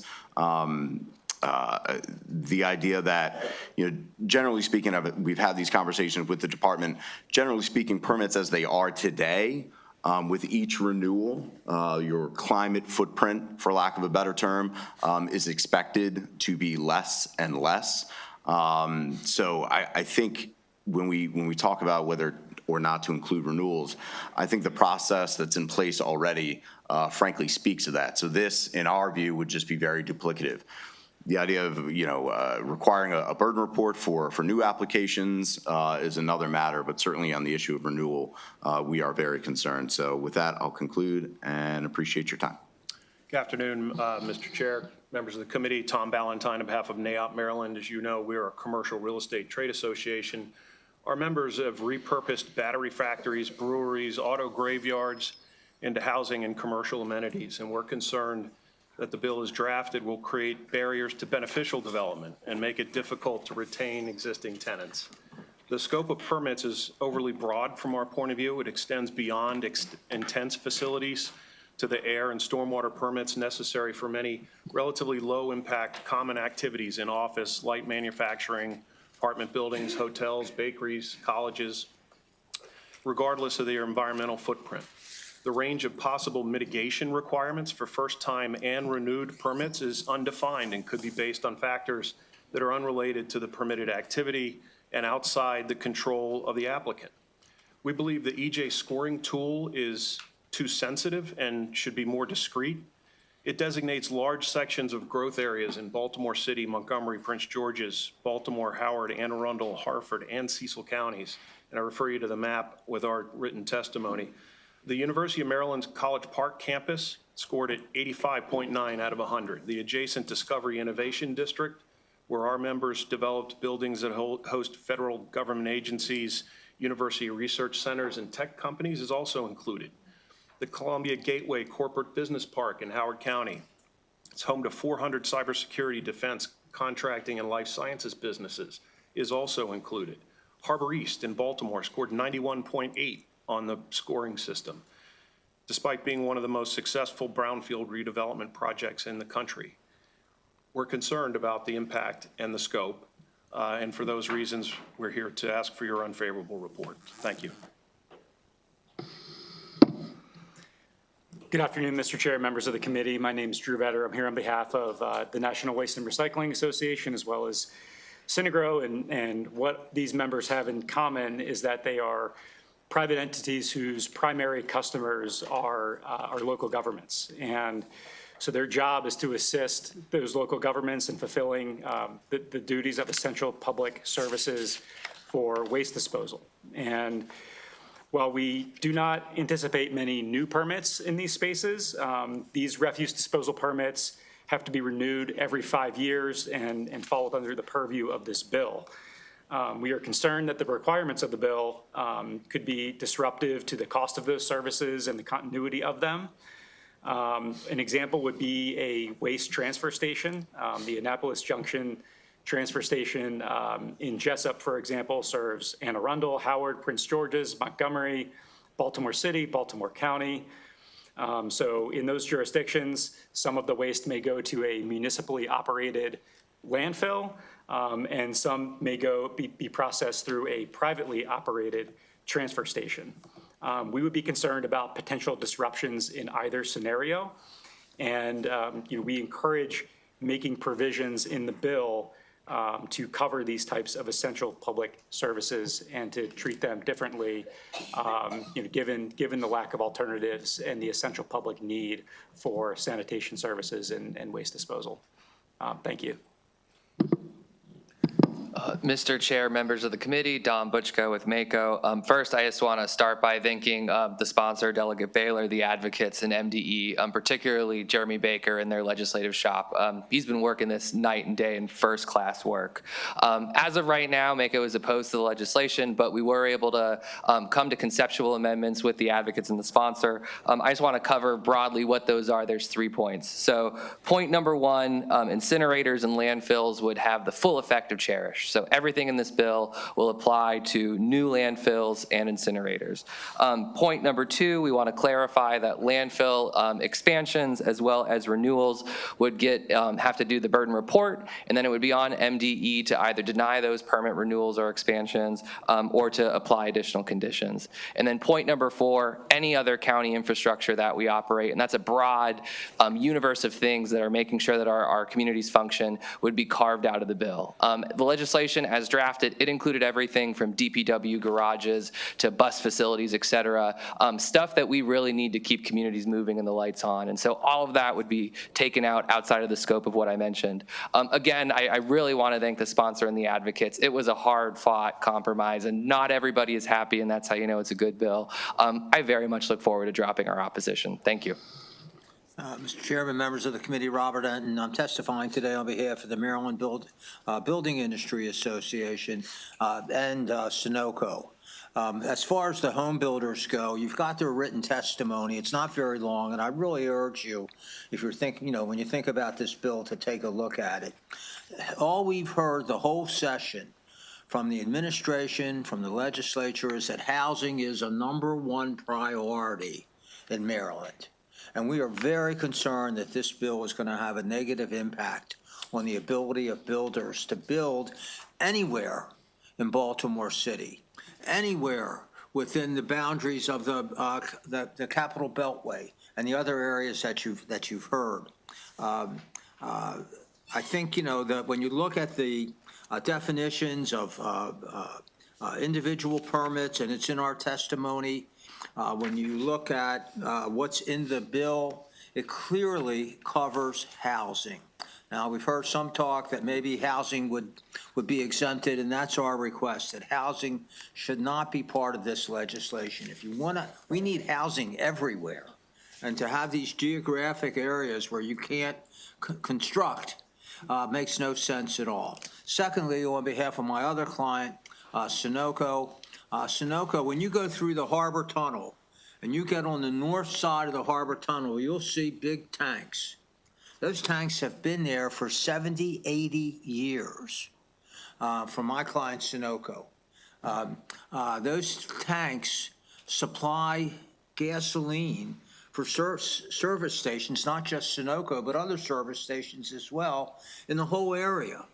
And they are excessively, and my law firm represents them on these issues, they are excessively regulated currently under state law and under federal law, and they must comply with it, and they're regularly inspected. We would say for those, we would urge the committee to please have this apply to new permits and not the existing permits. Thank you. Thank you. I do not see any questions, but I believe we have additional unfavorable virtual testimony from Karen Sonu or Kamita Gray. Karen Sonu or Kamita Gray, either of you with us?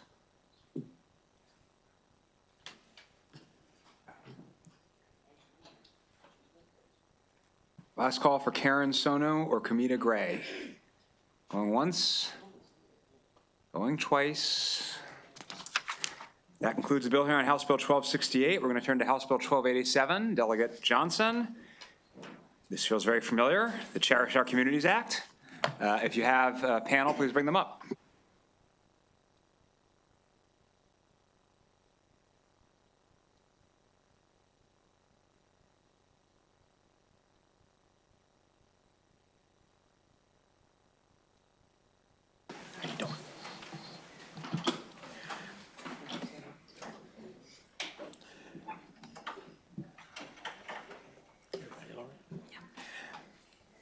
Mr. Chair, Vice Chair, members of the committee, Delegate Johnson here in strong support for HB 1287, and I'm asking for a favorable report. I just want to say this. I want to thank the delegate for bringing the bill prior, and for you all, it's late this evening, so I'm going to say me too. You can kind of scratch out MDE. You can put in the PSC in my testimony, and with that, I will turn it over to my esteemed panel. Am I on? Thank you, Chair and Committee. My name is John Garofalo, and I'm a 20-year homeowner and resident of Stony Beach, a peninsula community in North Anne Arundel County on the Patapsco River. Our area and nearby South Baltimore are riddled with dozens of industrial pollution sources. Stony Beach is just hundreds of feet from the Brandon Shores Coal Power Plant, the Wagner Oil and Gas Power Plant, and the Cox Creek Sewage Treatment Plant. We're at ground zero. Our MDE EJ score qualifies us as a cherished community. We've observed, smelled, and reported permit violations from both power plants over the last year, and suffered from the fumes and ash fallout for decades. We've identified carcinogenic chemicals from coal burning and dredge material off our shore. We experience frequent putrid sewage smells and horrific throat-burning odors from the nearby Curtis Bay Medical Waste Incinerator. We're concerned that the pollution here has harmed our health. I personally have struggled with lymphoma, cardiac AFib, asthma, and other health problems that perplex my doctors. My community and others have suffered long enough because of lack of a regulatory framework to protect us from cumulative pollution. Our District 31 legislators know how hard it is to create and pass legislation to stay on top of these issues. It's time for us to stop playing whack-a-mole. We need this bill to protect us and other frontline communities from new polluting power plants. The cherished bills will create a measured, efficient, and balanced approach to regulating cumulative pollution in overburdened communities like mine and nearby communities as well. It will help fill gaps left by the EPA and will give impacted communities a voice. And permit violation fines can be directed back into the program to reduce taxpayer costs. The cherished bills are a win for the citizens of Maryland. Please don't neuter them with harmful amendments to citizens' health. Please support HB 1287 and 1268 for the sake of our health and the many costs of cumulative pollution to our people. Thank you.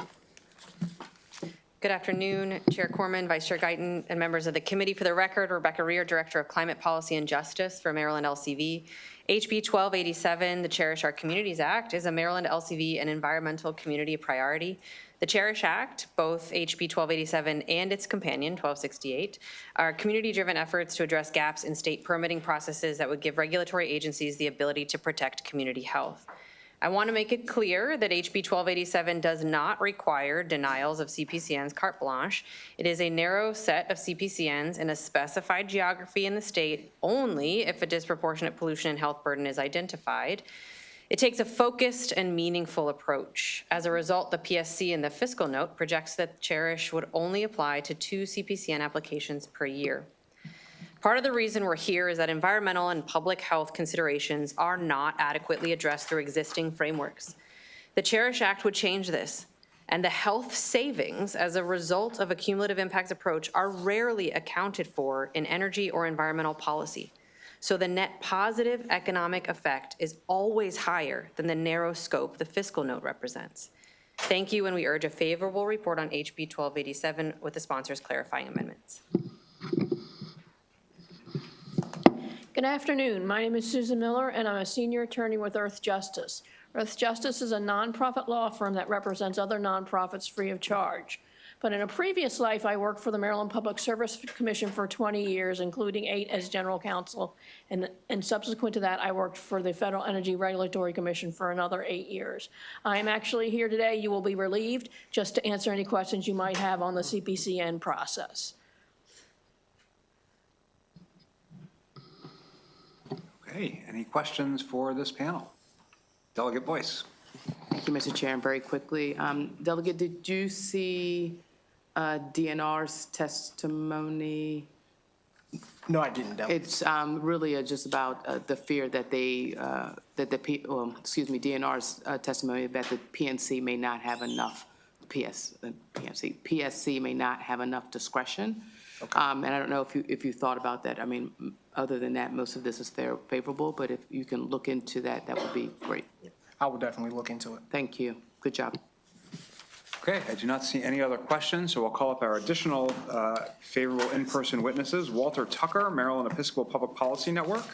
Fatima Wahid, Advanced Technology Acceleration Initiative. Aman Habib, Progressive Maryland. And Frederick Johnson III, CEJH Incorporated. I know there are other in favorable person witnesses. I'm just starting with that group, so come on down. And please go ahead. Greetings, Chair Corman, Vice Chair Guyton, and members of the committee. My name's Iman Habib. I'm a climate policy analyst with Progressive Maryland. We are a member-led working-class power building organization that tackles a wide range of issues, including environmental justice. We have over 125,000 members all across Maryland with substantial bases in Baltimore City, the Eastern Shore, as well as Hartford, Montgomery, Frederick, and Prince George's counties. I'm here today to express my strong support of House Bill 1287. 1287. From our work on the ground, we hear member stories every day about the cumulative burdens inflicted on communities by surrounding industries. To put this into perspective, Cherry Hill, Westport, and Brooklyn neighborhoods in Baltimore City all have overall environmental justice scores above 98, meaning that the residents in these areas have a higher pollution burden than at least 98% of other areas in Maryland. Cherry Hill specifically has an EJ score of 95 for power plant proximity. But these are not mere data points. They are the livelihoods and stories of real people, real members who developed cancer, died from cancer, were diagnosed with osteoporosis and other chronic illnesses after continued exposure to surrounding facilities. If CPCNs are issued to public utilities for construction of infrastructure that is essential for the public good, then it's only ethically and morally sound to factor the public perspectives into these decisions when certificates are considered. By cherishing our community's lived experiences, perspectives, and values, we can truly expect meaningful change with tangible and positive outcomes for Marylanders. Progressive Maryland urges a favorable report on House Bill 1287. Thank you. Chair, Vice Chair, and members of the Environment and Transportation Committee, thank you. My name is Chris White, and I'm the Associate Executive Director for the Center for Engagement, Environmental Justice, and Health. I'm here to support House Bill 1287, the Cherish Our Communities Act. I'm also submitting testimony in support of the updated Cherish legislative package, now split into two complementary bills, House Bill 1268, the one we just heard prior, the one advancing through the Maryland Department of Environment and one advancing through the Maryland Public Service Commission. These bills must move together. Pollution burdens don't arrive one permit at a time and one decision-making shouldn't happen one silo at a time. If Maryland strengthens protections on the MDE side but leaves power plants siting and certification decisions behind, communities will still be exposed. Addressing cumulative impacts through the Cherish Act is the goal that impacts residents and advocates have worked toward for over a decade. Cumulative impacts are essential to a sustainable and just Maryland. Communities don't experience pollution one permit at a time. They experience stacked exposures and the health harms that follow. If Cherish does not pass, we will keep increasing stressors. It will keep increasing stressors statewide. All Marylanders and the communities who have suffered first and worst throughout the last decade, like Lothian, Landover, Bladensburg, Turner Station, and the Eastern Shore, will continue to pay the highest price. HB 1287 is a practical science-based fix. In at-risk census tracts identified using the Maryland EJ tool and a 1.5-mile radius around impacted census tracts, applicants must submit a burden report describing environmental and public health burdens and the facility's contribution. An MDE may not consider the permit without it. The companion PSC bill applies comparable standards to certificates for certain generating stations, so communities are not protected in one arena while left exposed in another. Then MDE must determine whether approving the permit together with existing stressors would cause or contribute to adverse stressors in that tract. Thank you so much for your testimony. We'll move on to the next witness. My name is Hussain Waheed, and I mentioned we specialize in interdisciplinary advancement and acceleration of technologies that have proven results throughout the state, region, nationally, and internationally. And particularly, it concerns all of us who have seen the best results in the world. How come we do not utilize these results and apply them to the areas in Maryland? It would be the most cost-effective approach, reducing the impacts and at the same time taking care of the economic impact. In fact, a lot of the analyses have shown clearly that transformative economic efficiency can be implemented, generate surpluses in budgets of the regions where the citizens are taken care of far better, or even at the highest level of standards implemented anywhere. So the approach should be the other way around, giving the highest priority to what the citizens are expressing through the development of community-based or independent community-based standards. These are verified, they have been implemented, and it's the best way of developing a standard because you do not have to pay a consultant to do the same thing that communities experience firsthand, and the technologies can reflect the needs of the communities right away. So these independent consensus-based standards that we have proposed in a lot of the initiatives and the bills should take priority, and we should address them as soon as possible, because the wording sometimes comes in the way. Commenters and opposition focuses on those words.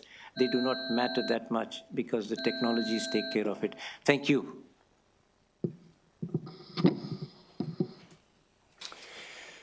Good afternoon, Chair Gorman, Vice Chair Guyton, members of the Environmental and Transportation Committee. My name is Chip Tucker. I serve at a church in southern Anne Arundel County and another in northern Calvert County, and I'm a member of the Maryland Episcopal Public Policy Network. Thanks for the opportunity to testify in support of House Bill 1287, and my testimony also applies to 1268, which the committee has just addressed. I'll keep this brief, as you've heard some of this already, so I'll cut some out. The Episcopal Church affirms that no community, especially communities living in poverty, should bear the heaviest burden of environmental pollution or degradation. And for too long, certain Maryland neighborhoods have carried a disproportionate share of pollution, illness, and environmental risk. These are places where asthma risks are higher, hazardous facilities cluster, and where families live with cumulative weight of stressors that would never be tolerated elsewhere. The cherished bills finally acknowledge that reality and respond with tools equal to the challenge. As people of faith, we believe this bill reflects our shared moral responsibility. It aligns with the conviction that every Marylander deserves clean air, safe water, and a healthy environment, regardless of the zip code that they live in. The cherished bills do not halt economic activity. They simply ensure that growth does not come at the expense of those who already bear more than their share. It brings transparency, accountability, and fairness to a system that has too often overlooked cumulative harm. And for the sake of public health, environmental justice, and the dignity of every community in our state, Maryland Episcopal Public Policy Network requests a favorable report. Thank you. Thank you very much. I do not see any questions for this panel, so, okay. So I will move on to other in-person favorable testimony. Jorge Aguilar from Food and Water Watch, Nika Duckett-Randolph, Out for Justice, Nora Pisanik, Walkiria Poole. I think that's it for the, oh, and Ruth Ann Norton, if she's here.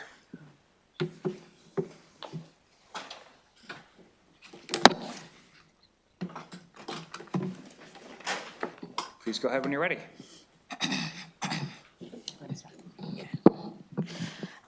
Good afternoon, Chair Corman and members of the committee. My name is Nika Duckett-Randolph, and I am the resident environmentalist at Out for Justice, a justice-impacted member-led grassroots organization dedicated to educating, engaging, and empowering communities to dismantle harmful systems of oppression. Out for Justice strongly supports both cherished bills. As an organization that has long advocated for the rights and dignity of individuals impacted by the legal system, Out for Justice proudly stands at the intersection of environmental justice and criminal justice reform. Out for Justice understands the carceral community to be a frontline environmental justice community. Black and brown individuals who have been criminalized, especially those from within Baltimore's Black Butterfly neighborhoods, often face compounded environmental hazards both within and outside the prison walls. Across our state, residents experience firsthand the consequences of environmental degradation. Flooding worsened by unchecked development, declining air quality near industrial sites, and contaminated waterways are not abstract environmental concerns. They are daily public safety issues. Public safety must be understood not only as crime prevention, but as protection from preventable harm. Environmental degradation destabilizes communities. When stormwater systems fail, families lose homes. When air pollution increases, asthma rates rise. When water systems are compromised, public health emergencies follow. Community input is essential to addressing these challenges effectively. Residents possess critical localized knowledge about flooding patterns, pollution exposure, infrastructure weaknesses, and cumulative environmental impacts. Without structured and meaningful opportunities for community participation, state-level decisions risk overlooking real-world conditions on the ground. When communities are heard early and often, projects are better designed, environmental risks are more accurately assessed, public opposition decreases, and implementation becomes more efficient and equitable. Maryland has long positioned itself as a leader in environmental protection. The cherished bill packages continue that legacy by ensuring that those most affected by environmental decisions have a voice in shaping them. Public safety is not only about responding to emergencies, it is about preventing them. Environmental degradation left unchecked and unexamined by impacted communities increases the risks that are avoidable with thoughtful planning and inclusive governance. For these reasons, Out for Justice respectfully urges a favorable report on both cherished bills. Thank you. Well, good afternoon again. My name is Valkyria Poole. Thank you, Madam Chair, and also all the members of the committee. We appreciate your time. I know it's been a long day, but we heard Centro de Apoyo Familiar, CAF, is an organization that works very closely with community members, especially immigrant community in Prince George's County and also the Baltimore City and Baltimore County. We have been working, in addition to my role as founder and CEO of Centro de Apoyo Familiar, I'm also the co-chair of the Mid-Atlantic Justice Coalition, which embody a number of organizations that are fighting for environmental justice. One of my goals is to ensure that the community is engaged and is involved. As part of this legislation that we presented today, we wanted to let you know, on behalf of many of our community, Latino community, we are in great support of this bill, making sure that the community is just not, it's not just heard, but it's also involved and is also part of the changes that it's going to bring into our community as a whole. Thank you. Dear Chair Coleman and members of the committee. My name is Nora Pisanik. I am a scientist with 15 years of experience in the field of environmental health at the Hopkins Bloomberg School of Public Health. I am here to express my support for both CHERISH Act bills. I will highlight one example from my work with community residents who live in areas with a high density of concentrated animal feeding operations, or CAFOs. These fence-line communities experience negative health impacts and decreased quality of life due to persistent malodors and pollutants associated with industrial poultry production on Maryland's eastern shore. CAFOs and related facilities release pollutants to air, water, and land. In our studies, we consistently see evidence of this. Whether we measure noxious gases, markers of infection with livestock-associated bacteria or viruses, or indicators of livestock fecal waste in nearby water, the source of pollution to air, water, and nearby communities consistently points to CAFOs. Our preliminary results suggest contamination of surface waters, well water, and fence-line neighbors' homes with chicken cellular material, which begs the question how effective the zero discharge permit framework is in areas of Maryland with the highest density of chicken CAFOs. It is widely recognized that the environmental pollution from CAFOs is a critical public health concern, with the burden in Maryland falling disproportionately on low-income communities and communities of color. For example, the Latinx and Haitian Creole populations who live closest to the recently permitted livestock waste-to-energy sites. The CHERISH Act would help mitigate such disproportionate environmental burdens and help protect the environment and health of Maryland's most overburdened residents. Thank you.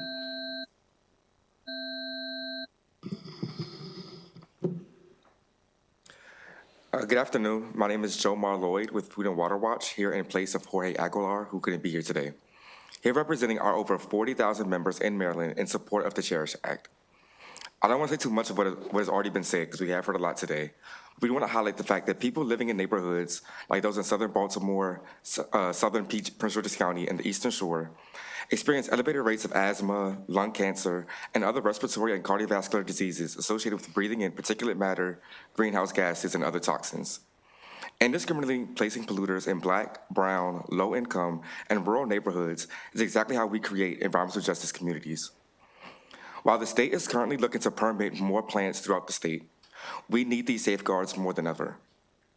When looking at communities who live in the shadow of these polluters, it is in the best interest of those people to do a comprehensive analysis of how building more plants could exacerbate already poor health outcomes. Studying the cumulative impacts of a new generation station means taking into account how these vulnerable communities are already suffering and taking a stance to prevent further harm. This should be the job of any government body whose responsibility is to serve and protect the people. So once again, we are here in support of both Cherish Acts. Thank you. Thank you, Mr. Chair, and thank you, committee, and special hello to my delegate, Robin Lewis, and gratitude to be here in support of the Cherish Act. I am Ruth Ann Norton, President and CEO of the Green and Healthy Homes Initiative and the President of the Healthy Climate Board. And in both organizations, we have seen the devastation of communities that have repetitive burdens placed upon them without any measure of checking and thinking strategically about how do we eliminate those harms. What we have seen in the legacy pollution around lead poisoning and the resulting asthma cases is that we drive our children to emergency rooms instead of to the classroom, healthy and ready to learn, that we drive people from their homes and there is lost value and economic harm as well as health harm. Earlier today, you heard testimony that said this is a pro-community, pro-public health effort in the Cherish Acts to simply have a pathway to fairness, but also a strategic and important economic analysis. In my 33 years of work, when we've been able to work with industry on issues and be able to be transparent and truthful about the burdens ahead of us, what the Cherish Act will do is the same as we have seen, that it isn't bad for business, it's actually good for business and really good for communities to be able to speak the truth, think thoughtfully, put the right guardrails in place, and give that judgment to the Maryland Department of the Environment to work with the communities, have that voice, but have the data. And so as an environmental justice organization dedicated to ensuring that every Marylander can reach their full potential, that we provide equity in health and in the environment, we are here in strong support of the Cherish Acts. Thank you very much. I do not see any questions. We do have virtual testimony, if they're available, from Karen Sanu or Kamita Gray. Karen Sanu or Kamita Gray. Going once.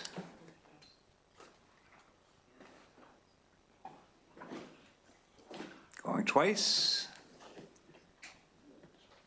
Okay, that concludes the bill hearing on House Bill 1287. Are there any subcommittee announcements? Chair Boyce. Thank you, Mr. Chair. The Natural Resources and Open Space Subcommittee will not meet. It is late. We will not meet. This was going to be our Sunday hunting subcommittee meeting. We will move that meeting to Tuesday. I'm hoping that we can meet after floor on Tuesday, so just listen out for on your emails, and we will also find another time, couple of times to meet during the week. Why is there feedback? A couple of times during the week to close out our bill schedule. Thanks, Mr. Chair Stein. Thank you, Mr. Chair. The Environment Subcommittee will not be meeting this afternoon. Instead, we're meeting Monday at 1:30 at the same Zoom link as was scheduled for today. Chair Foley. Thank you, Mr. Chair.